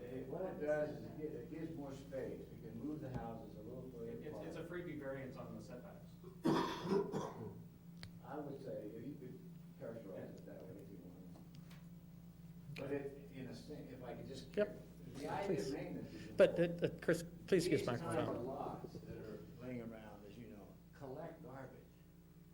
I mean, you should see the stuff that we've hauled out of this place already. I mean, it's been there for. I walk it, I know. Well, you know, Sly. So when this is done, and there's two houses there, and then this big space in between is maintained by them, I think it'd be a help to the neighborhood. I just, that's my attitude. Thank you. Okay. Any other comments or questions from audience members? Barbara? I'll get you next. Okay, I'm going back to what David was talking about, and, Barbara Maas? yeah, Okay. Barbara Moss from El Granada, and Thank I you. live it there. We gotta keep it the way it is now. Yeah, no, that we heard before. You don't have to repeat that again. All right. We're on a new What topic. David was talking about led a comment that needs to be commented on. All this expansion is based on erroneously high build-out numbers. Now, Half Moon Bay is revising their general plan right now. They have determined that this is an old, outdated plan. Our plan is the same way. They are revising their build-out numbers down now. They will be taking 2,500 houses out of their plan. The county must match what Half Moon Bay is doing. They should be right now using the same consultants, revising the county erroneously high build-out numbers down now. This has to get done now because we have overburdened infrastructure and our capacity has been met. Okay, thank you. Is there anyone who'd like to speak on the specific topic of vacation of a portion of 9th Street? Chuck Kozak? Yeah, still Chuck Kozak. Yes. I'm re-identifying. Change my name. I'm just re-identifying people for the viewers at home who don't, who may have tuned in. For the benefit of those of you who, there are many people from the immediate area of Highway 1, this project, as well as 9th Street, who are here tonight because I took the initiative or liberty or some members of the council may not approve, but I put together a note that I hand-delivered to most of the homes and businesses in the area so that they'd be available to be here for the presentation tonight.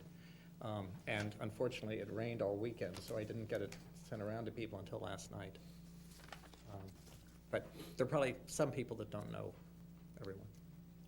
My name is Chuck Kozak. I live in Montara. Thank you, Chuck. It's on 7th Street. I was curious, and maybe you would be able to clarify this to me, is just how the ultimate disposition of this property winds up. Who is it that actually owns it after this process is over? It sounds like there are building restrictions on it, because none of these things are really clarified in here. So I've got a whole little list of them, so why don't I just read them all first? Yeah. So who is it who actually owns it? Are there restrictions on its use? Can its title be transferred to someone else? Are there restrictions in that this land has to be used with the adjacent lots, for instance, or are we winding up with extra 25-foot wide lots? These are just things that just aren't clarified in the staff report, so if they're not true, that would be great to hear about. That was the main question I had, basically. So if you could address those, I'd appreciate it. Okay, well, thank you. I'm glad to add something to this. Now, I'm not a lawyer at this point. I'm an architect, but I do know something about it, having gone through the application process, and I've talked to Linda Green, who's the real property agent for the county of San Mateo, and she has explained to me at great length the limitations, and the property goes to the property owners on both sides, but it's not clear to me whether they have fee title or not. I don't think they do, actually. But they can't sell it, and they can't build on it. Actually, the only reason that they're going through this process is to be able to relieve the problem of the setbacks. That's the only reason. If Ann Harville was here tonight, she's the owner on South Side. She has a big tree that she's trying to save. She says if she can move her house a few feet north, that she can be able to see the view better and won't have to cut the tree down or something like that. So in other words, there's no intention at all of actually putting anything on the property. Just a setback relief is the only thing that they're going to get out of it. And the fact that they can landscape it, but of course, it's they could probably do it anyway without getting the vacation because nobody would care. Anyway, thank you very much. Yes.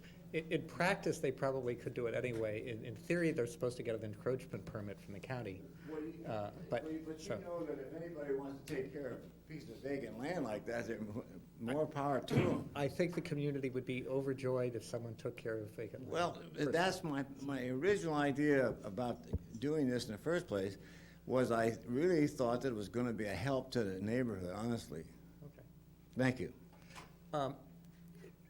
Last week, I visited Public Works, and there have been some other street vacations in the community, so this is by no means the very first. It would not be precedent-setting in that manner.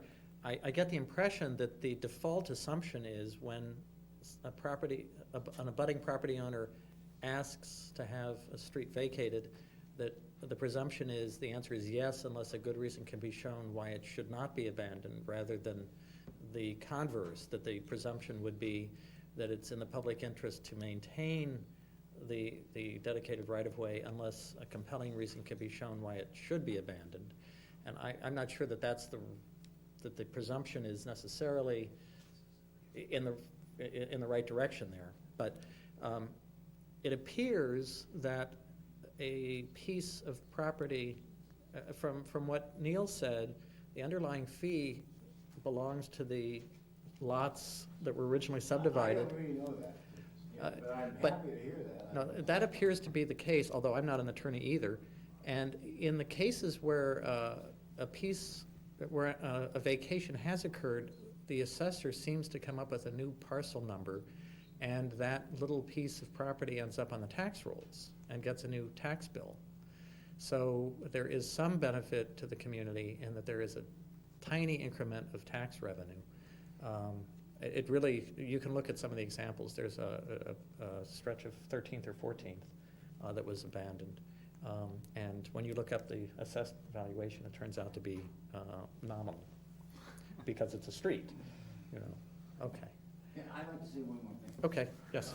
It happens that I've had some experience with this in other counties. I represented the Stauffer Chemical Company in Richmond, and we vacated 2 blocks of street where they owned the property on both sides, and we were able to design a big research lab that took off right over the street. Now, the city of Richmond, they didn't mind that. We could never do that in Montara. Anyway, the subdivision that we're talking about was subdivided in 1920, I believe it was, 20 or 21. And one of the people who owns this property was it's her father that bought it in 1923 or 4. And like he says, that there was the railroad came in and they just made paper subdivisions that didn't make any sense. They just have the streets, you know, at a checkerboard way going up the hill and down the dale, and this has happened all over. In Berkeley, for instance, the hills around the campus, there's hundreds of lots that are on paper. They're 18 feet wide, 20, 25 feet wide, and it's the same situation. Anyway, it has been done before. This isn't a precedent-setting thing. Thank you. Okay. Jerry, right? Yes. Jerry Lankin? Yes. I live at 247 9th Street. I live right next to where this property is going to be. And I've lived in that house for 30 years. So I've been there a long time and seen nobody for a neighbor for a long time. But it seems to me that if they want to build there, and I don't see any other use for the rest of that street, if they just build and didn't maybe face the houses on Fairlawn, I would assume tractors and things would be grading that area, which would make the mud that usually runs down the street even worse, where they have offered at the Planning Commission meeting to maintain that, or at least make it pleasant and a path so that we can still walk through there, which we really don't have now. We just kind of slip our way up to the top and stuff. So I don't have a problem with it at all. Okay. Thank you. Other comments?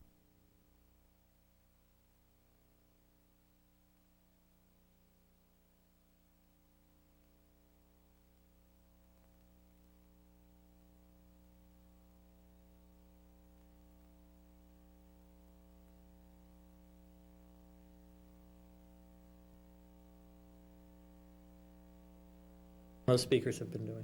The public aid and agency notice included San Mateo Parks and Rec Division. They don't have parks on the coast side for local community use. And I brought this up, actually, when this was at the county, because I feel the 2 local parks groups, the one in El Granada and the other one in Moss Beach, should have been notified.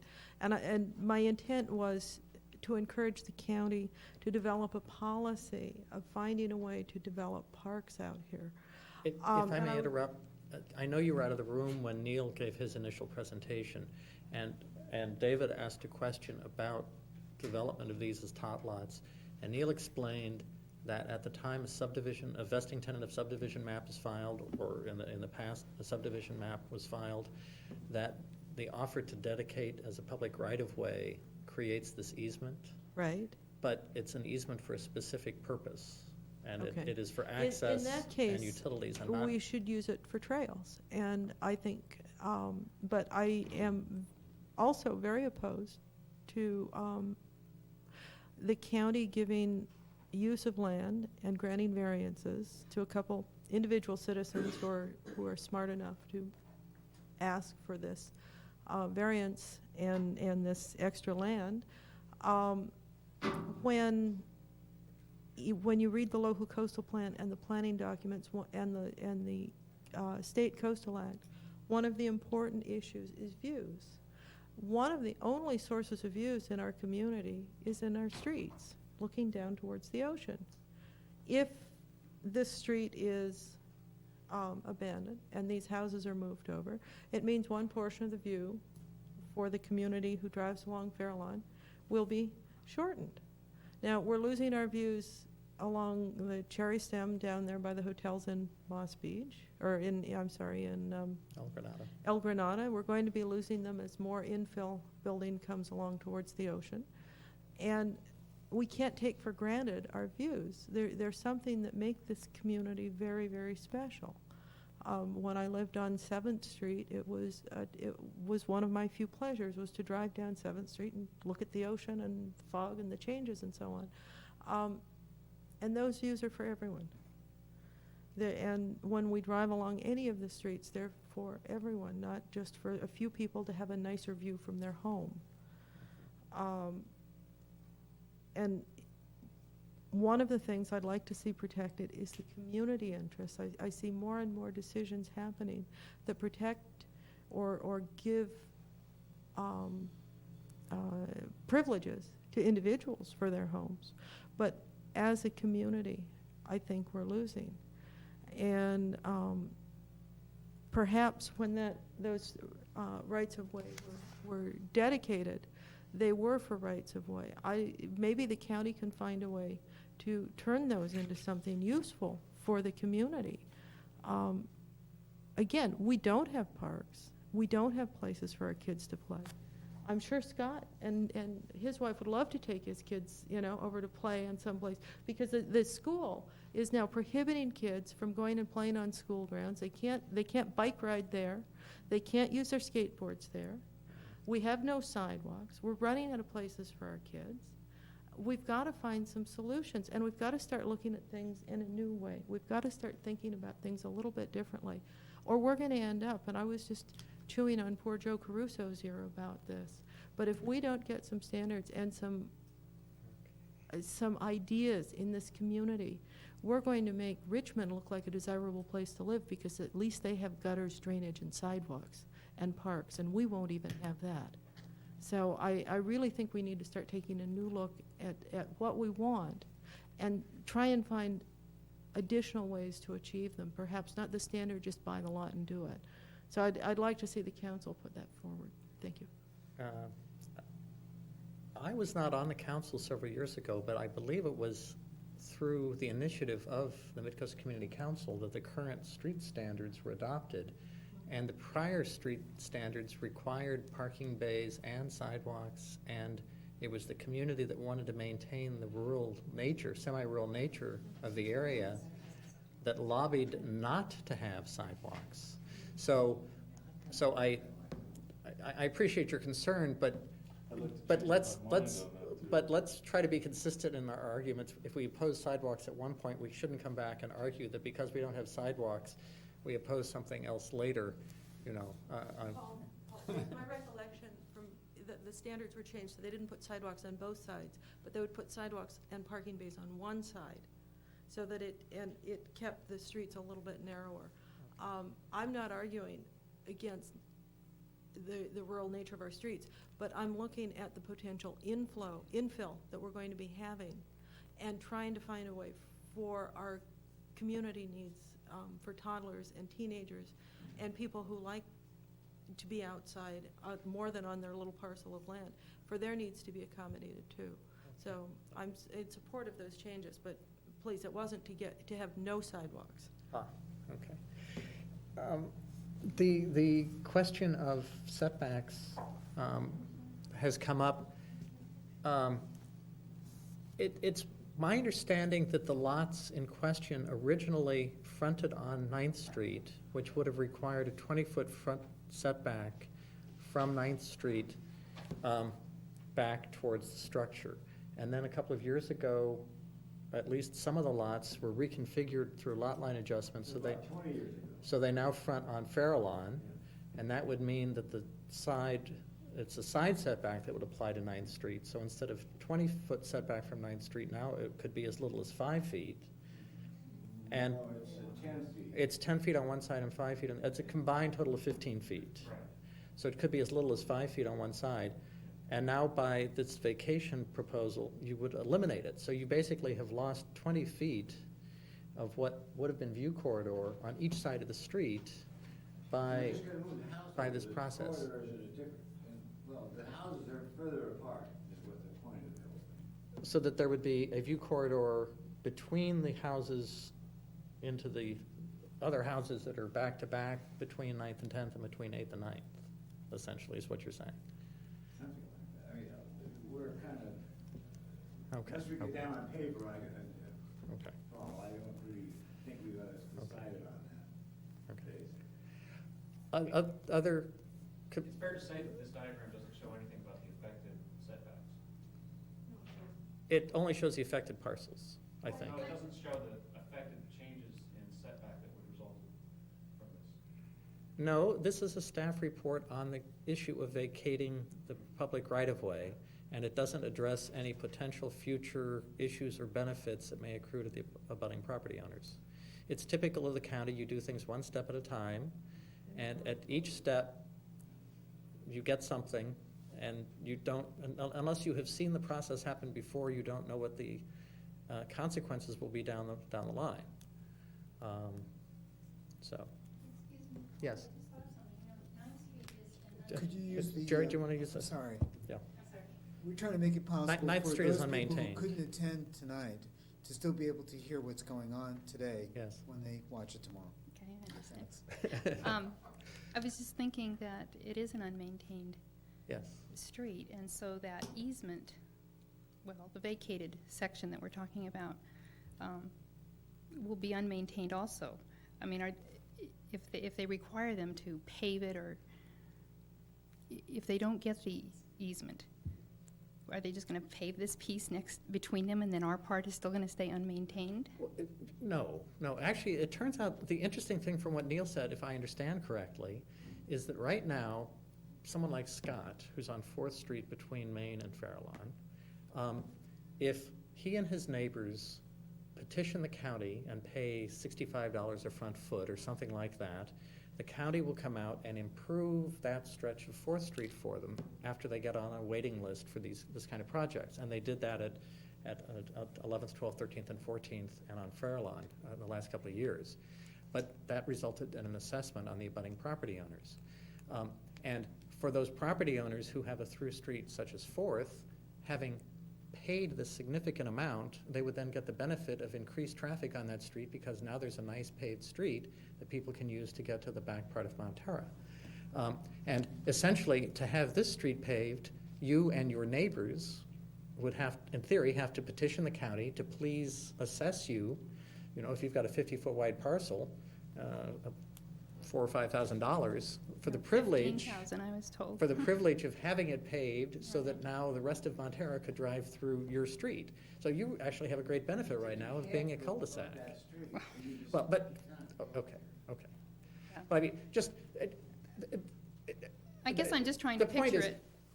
You're thinking particularly about your piece of 9th Street, Well, but. that's why we're here. You see, if it was a nice street, it could be paved, there would be no question, we wouldn't even be here. There are several other segments in Montara which are very analogous. They are not paved currently. property owners might want to come in and ask for those to be abandoned at some point in the future. And I think the issues that were raised by some of the members of the reason this was brought up in the first place is some members of the community thought that the county was about to be conferring a special benefit on the immediate applicants as well as on the rest of you who happen to live there. Now, it may turn out that the council feels that the benefit of that particular benefit to the property owners and those of you on 9th Street is something that we would support, that the proposal for a trail through there and things is a good one, and that we don't foresee any construction of a road. It may be that the council will view some of the concerns of other members of the community as things that we would support. It may be that the council chooses to take no action. But we did want to discuss this before the Planning Commission made a final determination. Is that what happens next? Do you take this report to the Planning Commission The for Planning another Commission hearing? had this scheduled for, I think it was a consent agenda item. February 24th. They had it scheduled a couple of weeks ago, and we asked to have them continue the item so that we could have the meeting out here on the coast. Has another Planning Commission or meeting been set up then? Is it continued to the 24th? I thought they'd continued to the 10th. 24th. Okay, which would be next, 2 weeks from today. Kevin called me and told me. Kevin Connolly. So I should Yes. receive a notice about it? Yes, you would receive another notice of the Planning Commission hearings. Okay. Through the chair, it's, my Yep. understanding is continued to February 24th at 9 o'clock. Yeah. Okay. Any other comments or questions? Did you say 9:20? 9 o'clock. 9 a.m. Right. 9 o'clock is Okay. awful early when it comes to Pinole. Yeah, I'm sorry, and I know that 10 o'clock is awfully late when you have to go back to Pinole. Lee, did you want to comment? I made it before. Ann, did you want to comment?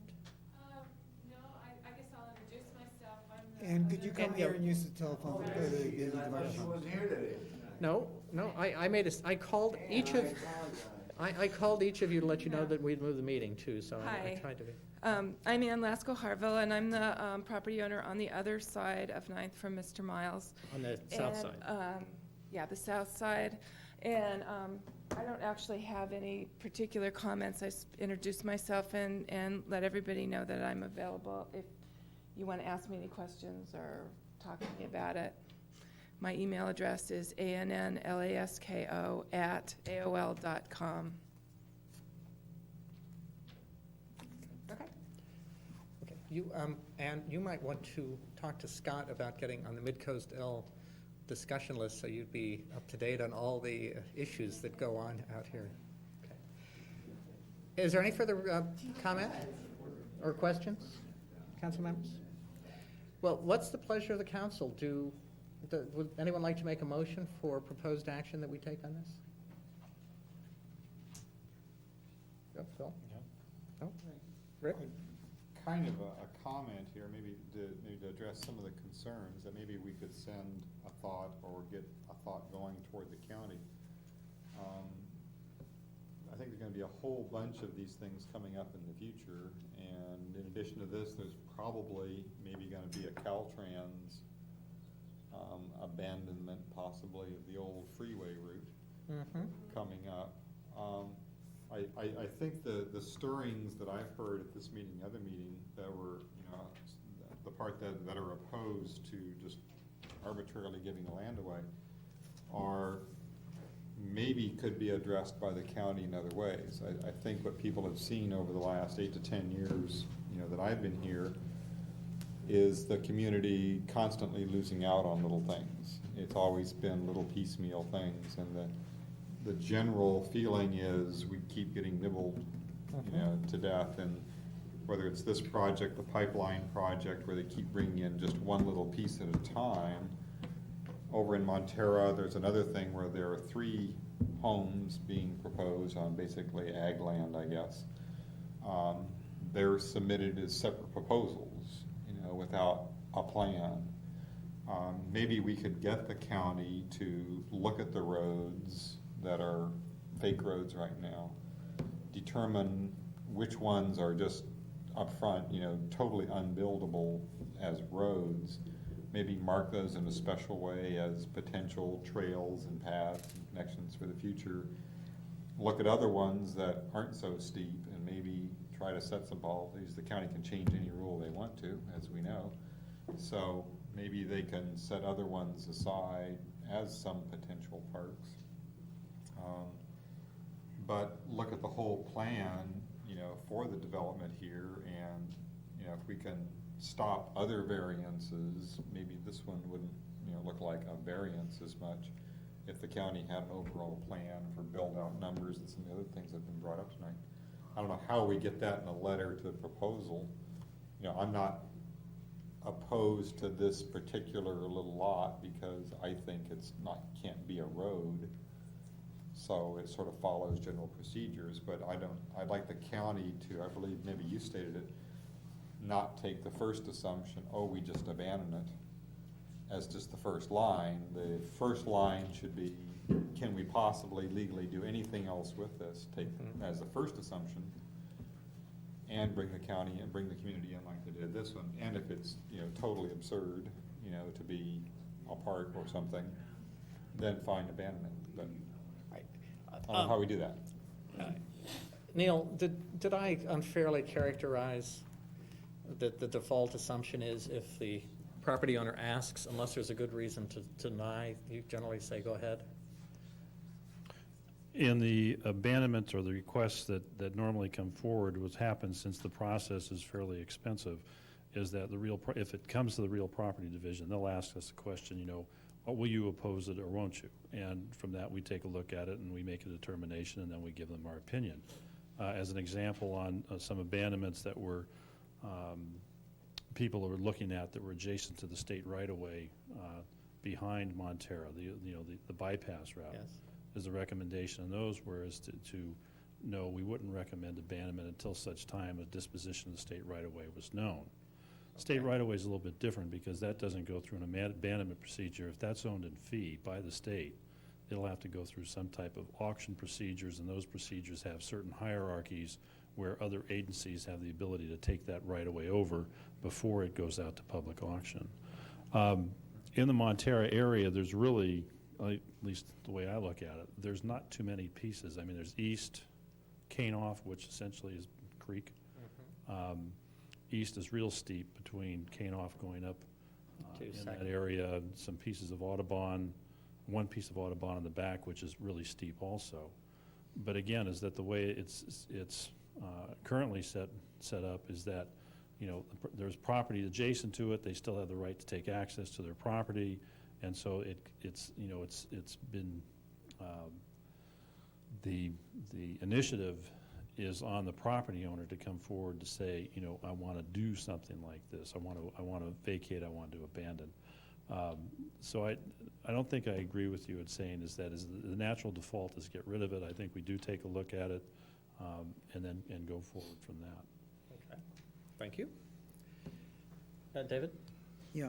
As a result of the discussions we've had here tonight, one thing that I would like to do, and feel I don't have to worry about violating the Brown Act to state, is that I'd like a future agenda item that will discuss ways we can manage to work with the county to develop a real build-out number and a real circulation plan that works with the build-out number, so we know what traffic will look like here 5, 10, 15 years down the road, and that we know what the commutes will look like for the people who want to buy houses here 10, 15 years down the road, and we know what resources we currently have available that will be used for sewer connections, water connections, and basically do the plan that we don't get out of county planning and building. Basically just do the building part. I think we need to basically do the planning part, because otherwise we won't know when we're overbuilt. We won't know when we're approaching gridlock. Right now we get no help. So I'm going to recommend that. That doesn't violate the Brown Act. I can't make any specific recommendations regarding the property itself. I think we have on our agenda for tomorrow sort of long-range planning, and we may want to discuss that as an issue to... Are you voting on this? I can't vote on this. Forgot it. And Rick made a sort of non-motion There was a- kind of statement. This I'm is not your- sure what to do with. This is your item, correct? Yes, but I don't propose to make a motion. I was going to leave it at the discretion of my fellow board members, of council members. I You can brought see, this up and I go brought with this the up so that we could discuss the issues. Thank you. I think there are significant issues. Certainly. I personally think that, As a point of order, the chair is not necessarily the person who's gonna either make the motion or Yeah. vote on it. I'm not unless talking about it's the a- chair, we're talking about the sponsor. No. He sponsored this Yeah. particular item. right. And normally, Yeah. I believe we're supposed to be in position where not everything is informational. We're supposed to bring these up to take a vote on them. I'd like to see us take a vote on it. Oh, yeah. And I propose that Okay. we, since it was your item, I'd like you to structure a motion.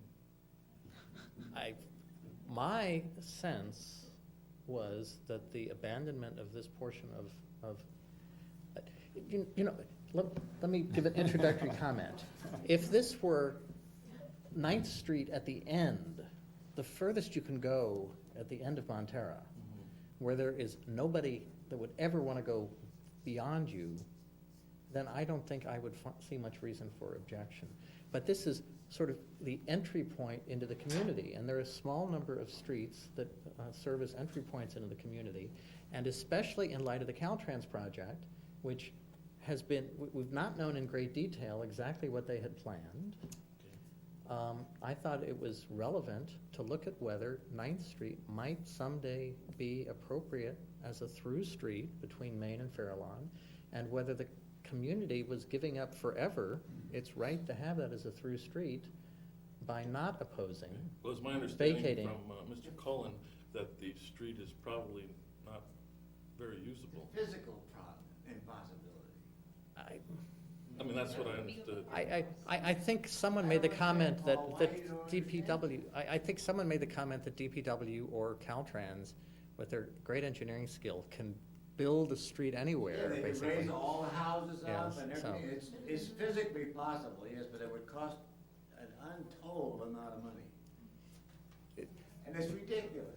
It may not be Because something. when you get on the other side of Farallon, it even gets rougher and Yes, steeper. I appreciate that. It may not be something that it's practical to do right now as a through street, but this is giving it up forever. Well, I understand Okay. that there is going to be an easement for people Sure, to right walk down the through middle, there. 10 feet wide. And the odds of it becoming a park, according to Mr. Cullen and others, is slim to none. Yes, I learned that tonight. Therefore, the people will still be able to walk through it, and We want frankly, it that way. that's the we way they offered want that it. to begin with. And as far as supporting the community, they're here. So I think we have to support the community. We can either not take any issue of this, and I believe when it goes to, on the 24th, they'll probably pass it for you if we take no issue at all. Okay, well, That's a I'd be interested guess. in your opinion, though. My That's why I opinion came is, down here. okay, well, my opinion is I think we should vote on it. Okay. I view that the chair generally does not originate motions. However, at your request. I make a motion, at your whoops, sorry, go request- ahead. At your request, Almost got trapped. Um, Almost got trapped. I would move that the council send a letter to the planning commission on this matter, stating that we believe that in light of the Caltrans project, which is going to have a significant change in the traffic patterns in Montara, that we believe it is premature to foreclose forever the possibility of that becoming a through public street by vacating the street, and that we recommend against the vacation. And furthermore, that we view as a council that this vacation it confers a special benefit upon a small number of property owners in the community at the expense of the potential benefit, future benefit, to the majority of property owners in the community. Let's do the short version. You aren't for this, correct? I'm making a motion that the council oppose the vacation Okay. project. And I'm telling you what would go in the letter. The reasons that the Okay. council, if you choose to support, second, or support the motion, that would Well, go in the I letter. won't second the motion, no. I didn't expect that you would. Perhaps Rick might, though. Perhaps Rick might. Perhaps he might not. Just so we'll get a vote going here, I will second the motion, so we can actually vote and then we'll. Okay. Do we need further discussion? Yeah, I think we need a little more discussion. Okay. Would you like to state your views, Joe? Well, I understand that you're concerned with the future, and and as Neil indicated, there aren't a lot of these out there. Is that correct? Did you get that impression from him? I got the impression that in Montara, there are a relatively small number and that we can pretty much identify them. There are some in Moss Beach. Okay. There are some in the El Granada area, potentially. Okay. In El Granada, for example, there's a question of whether a street like Alcatraz, which I believe is currently a paper street and I don't think has been vacated, might be retained, at least in county ownership. It's currently a grove of trees. Sir. Through the chair, is that, my comments were strictly to Montara. Right. Mr. Perkovic is right, is that when you take a look in Moss Beach, I think there's a few more. When you get into El Granada, and especially when you get on the west side of the road, you look between, let's say, Midio and Magellan. I mean, those are all subdivision lots out there, even though it's, the grass is growing. Well, I agree with Rick that these have to be looked at individually. Agreed. And I think we're looking at this one individually, and I think that you need to support these folks that are here, and I don't think it's going to have any major impact on. They're still going to get to walk through it. I mean, they could plant trees in their property and cut their people's views off. I don't think that's their objective. They're going to have a cleaner, better areas, from what I understand from what they're proposing. Not a worse situation. They're going to make a better situation. Okay, thank you. Don't you think? I happen to think that if this vacation goes through, that the property owners who are represented here tonight seem to have genuinely good intentions toward the community, and I think they will do a good job. I don't know that future owners of those same properties will have the same conscientious. Maybe not. Okay, and we have seen historically in the community that properties are developed by one person, and then for one reason or another they change ownership, and the new owners may not feel that they're bound by the representations that were made by the former property owners. No, we cannot They build can't build on it. the land at all, ever. And the right of way for public access is a legal document, no matter who owns it. Can I jump in? Yes. Is the comments I made about piecemealing and looking at just the right of way without the way the houses are going to be constructed is really what bothered me about all these projects when they go in. I would challenge the county if they can somehow, whenever we look at one of these projects, not see a little picture of a 20-foot wide strip with a line down the middle of it, which is basically totally worthless as far as I'm concerned. But get a picture, I think Scott and a few other people have talked to this, of what the area looks like, what the housing would be with the street there, what the current, there have to be real proposals on paper for where the houses are going to go, and look at the whole picture of what the, quote, not a subdivision, but what this little area is going to look like with the houses on it. If the setbacks give them more room and therefore they build houses which are 10 feet wider, that may not be a good thing. But if it's the same house, moved over 5 feet, that's a lot different. And it's hard to make a decision whether this is good or bad. We have no concept of whether this actually cuts down the view corridor or not, from not having a picture on the thing. So if we could somehow see a real picture, that would just be wonderful. And you have a real picture? I have a real picture. Now I have to explain that we haven't got an architect yet. And so this is a general concept. This is what we're thinking. It's not designed. It's going to show a rectangle for the footprint of the house. It's realistic in terms of the size, the square footage. It doesn't mean that there won't be a little bump out that the garage might not, you know what I mean? It might not end up perfectly like this, and I don't want to be representing this as a final drawing, but at least I can show you. Okay.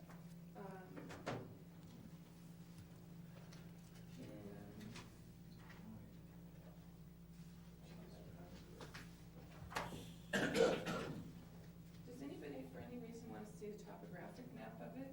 Oh, that might actually, if you've got one, I have. from Joe. Yeah.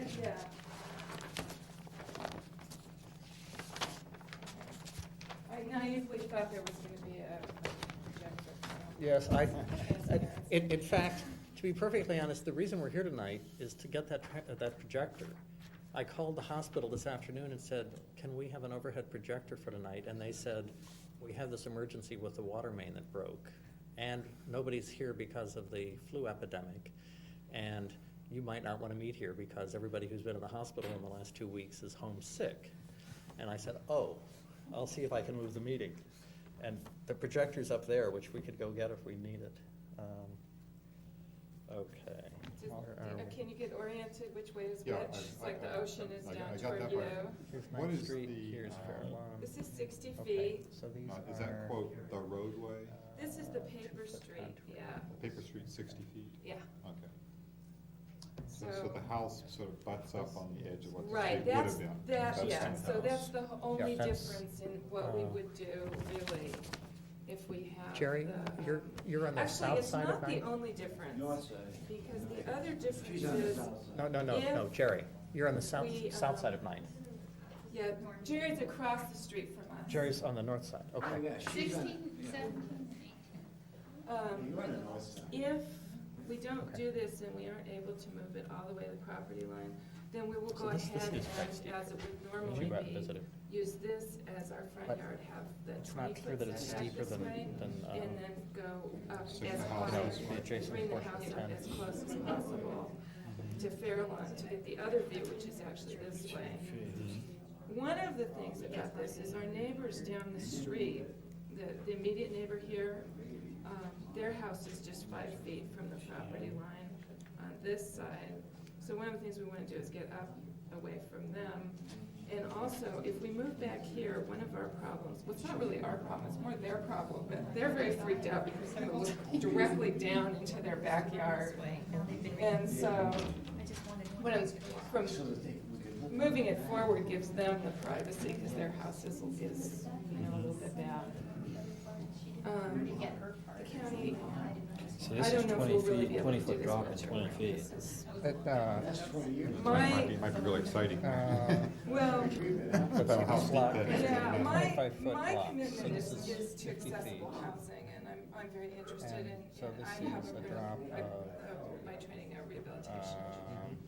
And, 25, so I have a real 94, commitment 2, to rehabbing out housing 4, on my, 6, 8, or accessible housing.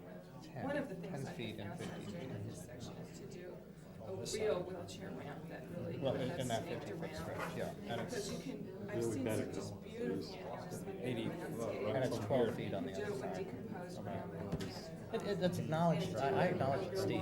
I acknowledge it's steep. Landscape in the loops. Listen, Okay. on this side, are they contemplating? Do you think we're deadlocked on Do you this? have any idea? You know, you have to ask would be. Mr. It Miles. would be. I can. Okay. Yeah, sure.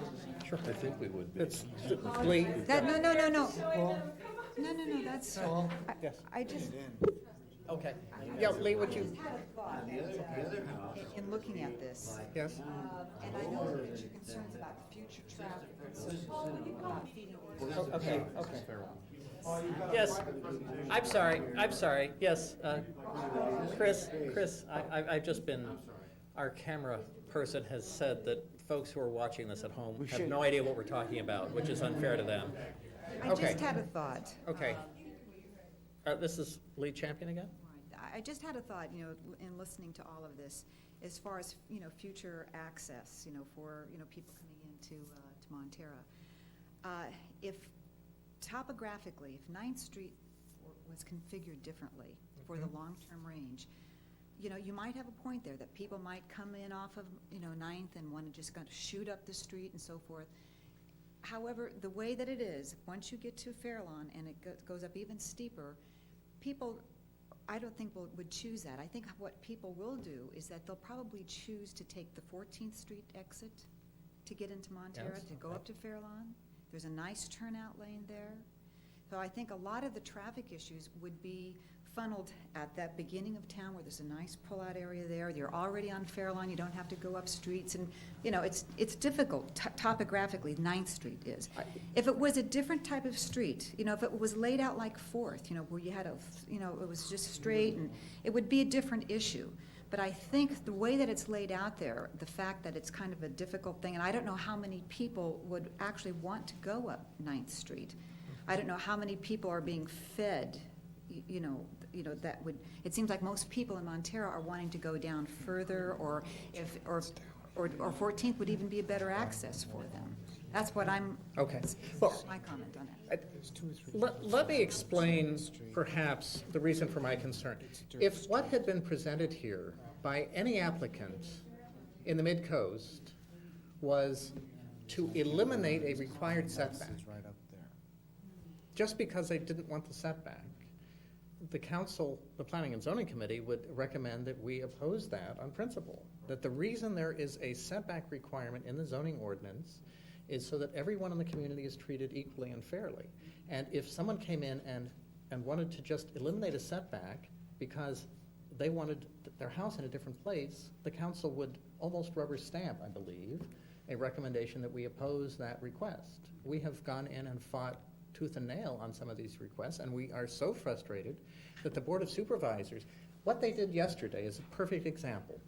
They had a house that was permitted to be 15 feet closer to the street than the required setback because it was on a steep lot, but they got the 15 feet at the front without having to give up 15 feet at the rear. So they effectively got a 15-foot bonus.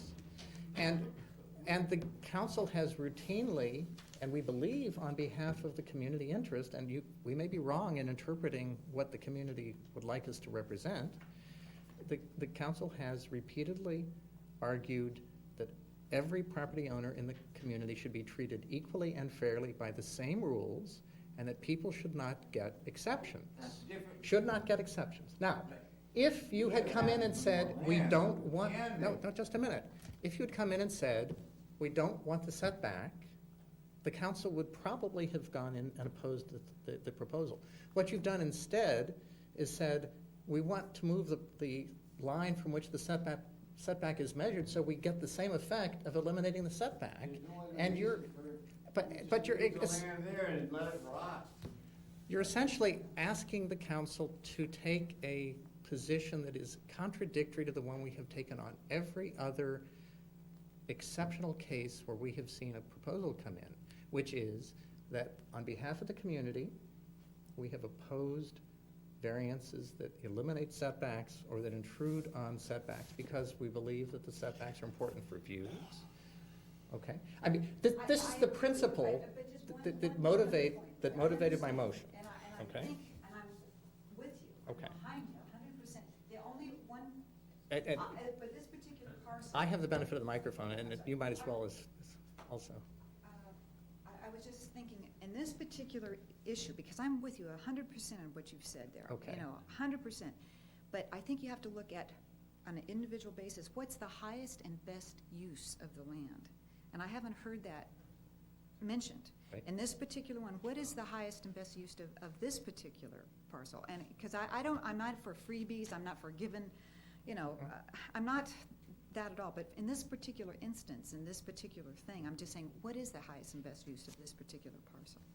Well, we may find that other members of the council don't view the vacation of the street as equivalent to abandoning the principle that we should enforce the setback requirements, even though the net effect is the same. We may find that with David not voting, not participating, that we deadlock, in which case there will be no recommendation going into the Planning Commission. I'll send a letter saying we discussed it and we were unable to reach a recommendation. Paul, can I? You may comment. Yeah. If this property was located, and if this paper street was located far enough from my house so that I could comment, and I'd He be can't commenting, comment, Paul, he then can't I would- comment, that's ridiculous. You can't let him comment on this issue when he's recused himself the entire meeting, and then right at the end, when we're about to vote, he's gonna comment? No, Come on, wait, forget hang that. hang on You've one got second. nothing to say about it. No, Let's I would take have, our damn vote and get it over with. I would have a philosophical, in that case, I would have a philosophical comment to make. Through the chair, if I might, could we have some civility here? This is Well, a public meeting. Okay, thank you, Scott.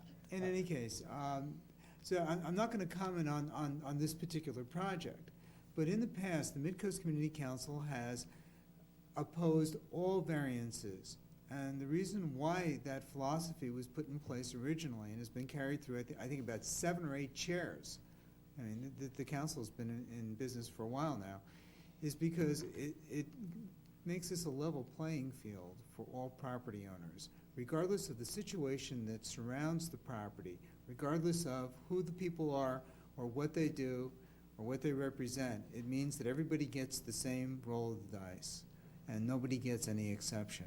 That was the reason why we did that. That's all. Thank you. Now, I will point out that the reason the county has a policy on variances is when there is a special and unique case, that there's a compelling argument to be made that the public benefit, not just the private benefit, but the public benefit is served by making an exception. And we've been upset when they have converted that review into one of use permits where they basically can rubber stamp exceptions all the time. So, but. If we were asking for a variance to get 10 feet closer to the street, you'd be absolutely right. That's right, but you're getting this. No, but you're getting exactly the same result as if you were asking for that variance. Well, Paul, if I may respond to David's philosophical comment. And yours. Yes. Not too long ago, a gentleman came in before us with a plan about building a unit next to the Miramar Beach Inn. Do you remember that? I do. He was going to have an observation deck donated to the community. Yes. Is that correct? Yes. All right. He went through all that. We shot him down, or you all shot him down. I voted for it, but we shot him down. He's long gone. Yes. Now there's an exact same place that there is a bigger, more unsightly unit being built, and they haven't, I mean, there's no question about it, that they're not going to come and ask your permission to do that. So what I'm saying is, in one instance, you think you're protecting the interests of the community, when in fact, you aren't protecting them at all. Let's assume that we vote against this, these people get it anyway, and they decide to chop out the middle of that walkway. Right. Where will that put Scott and the rest of them? We know that all we end up doing is being an advisory council, and that the planning commission Absolutely. and the board frequently choose to view our advice as not well-founded. I agree. That's right. So it's just kind of like So this is another attempt to send over a not well-founded argument, if you'd like. Paul, you're expanding your authority and your concept to involve the universe, and we're only talking about a very small thing here, really. No, in my view, I think any of the positions I've taken since I've been in the council have been based on a couple of very straightforward principles. One is that our local coastal program is here to serve the entire community, not our local community, the entire community. Everyone who lives in California or in the country is to protect the coastal resource. And every time a proposal comes in that is going to whittle away at the protections in the local coastal program, that is to the detriment of the public at large.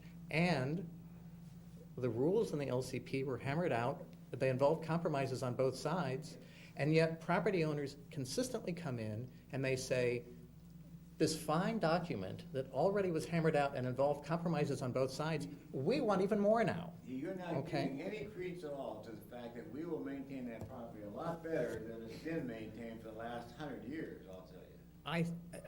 You're just forgetting that altogether. My personal belief is whether your house is 5 feet or 10 feet or 0 feet from the existing right-of-way line, once you have built the house, you are going to have a personal interest in making sure that the adjacent property looks nice. Whether it's vacated or not, my expectation is that you will take care of it.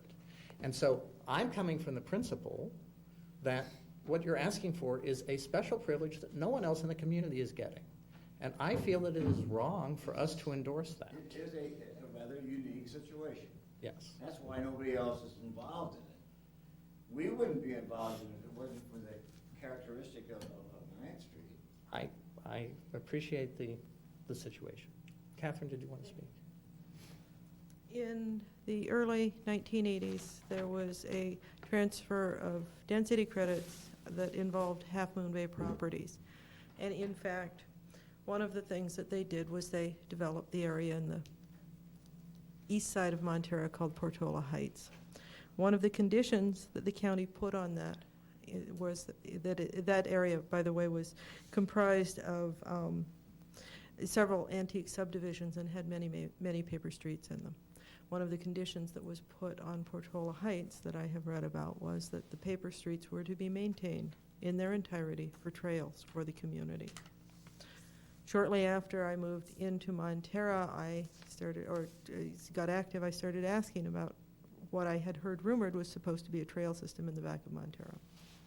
I was told that yes, that was a condition. Some of the owners had said, gee, what about insurance? Who's liable if somebody has an accident, if they fall down, whatever happens?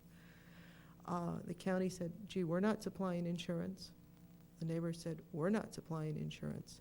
There are now fences closing off all of those paper streets that were, as a condition of development, supposed to be maintained for the county, or for the community to use for horseback riding trails and other forms of access throughout the community. I think that your comment that you would be willing to keep it open is well taken at this point in time. But I've seen this happen in the past. But it's a legal thing, it'll be part of it. It was a legal thing for Portola Heights. That's what I'm telling you. It was a condition on their development. The county is not well known for enforcing the conditions of So approval. pardon our cynicism on this, but it's... It'll be recorded, restricted. Well, it's definitely enforceable, or in other words, we couldn't keep people out of it if we wanted to. No, We that, don't for that want to. 10 feet, you can't keep people out of it. Well, 10 feet's a pretty wide path.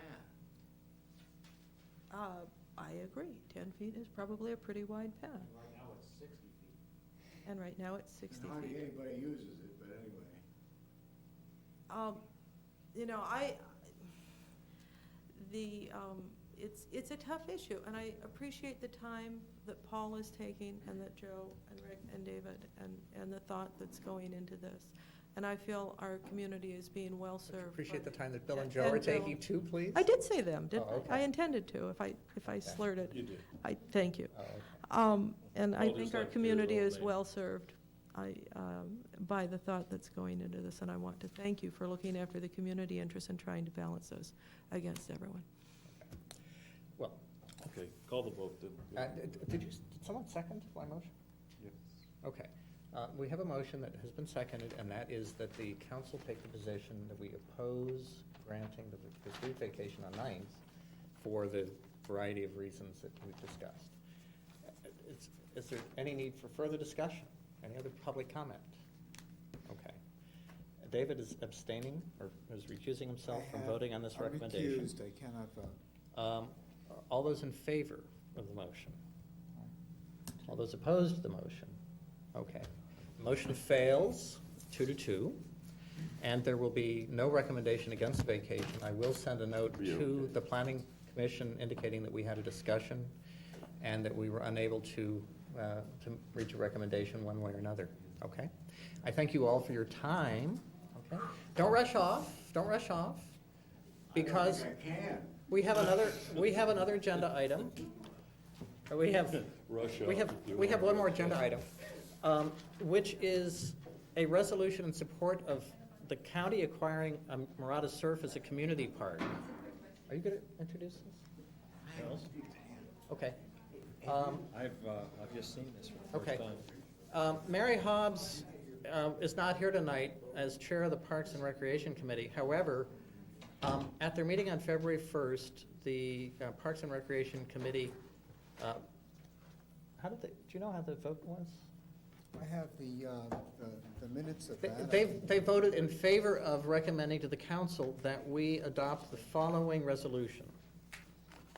That the Midcoast Community Council urges the County of San Mateo to pursue all possible sources of funding to purchase the Mirada Surf property and the other 3 parcels on the Midcoast that are designated in the general plan as community parks. We will support the county in whatever way possible in this pursuit. Would someone like to move this on behalf of the Parks and Recreation Committee? If Mary will write the letter. If Rick I have to go moves, my P&Z letter. Mick moves that moves the resolution that Mary will write the letter, that we'll expect that Mary will write the letter. Is there a second?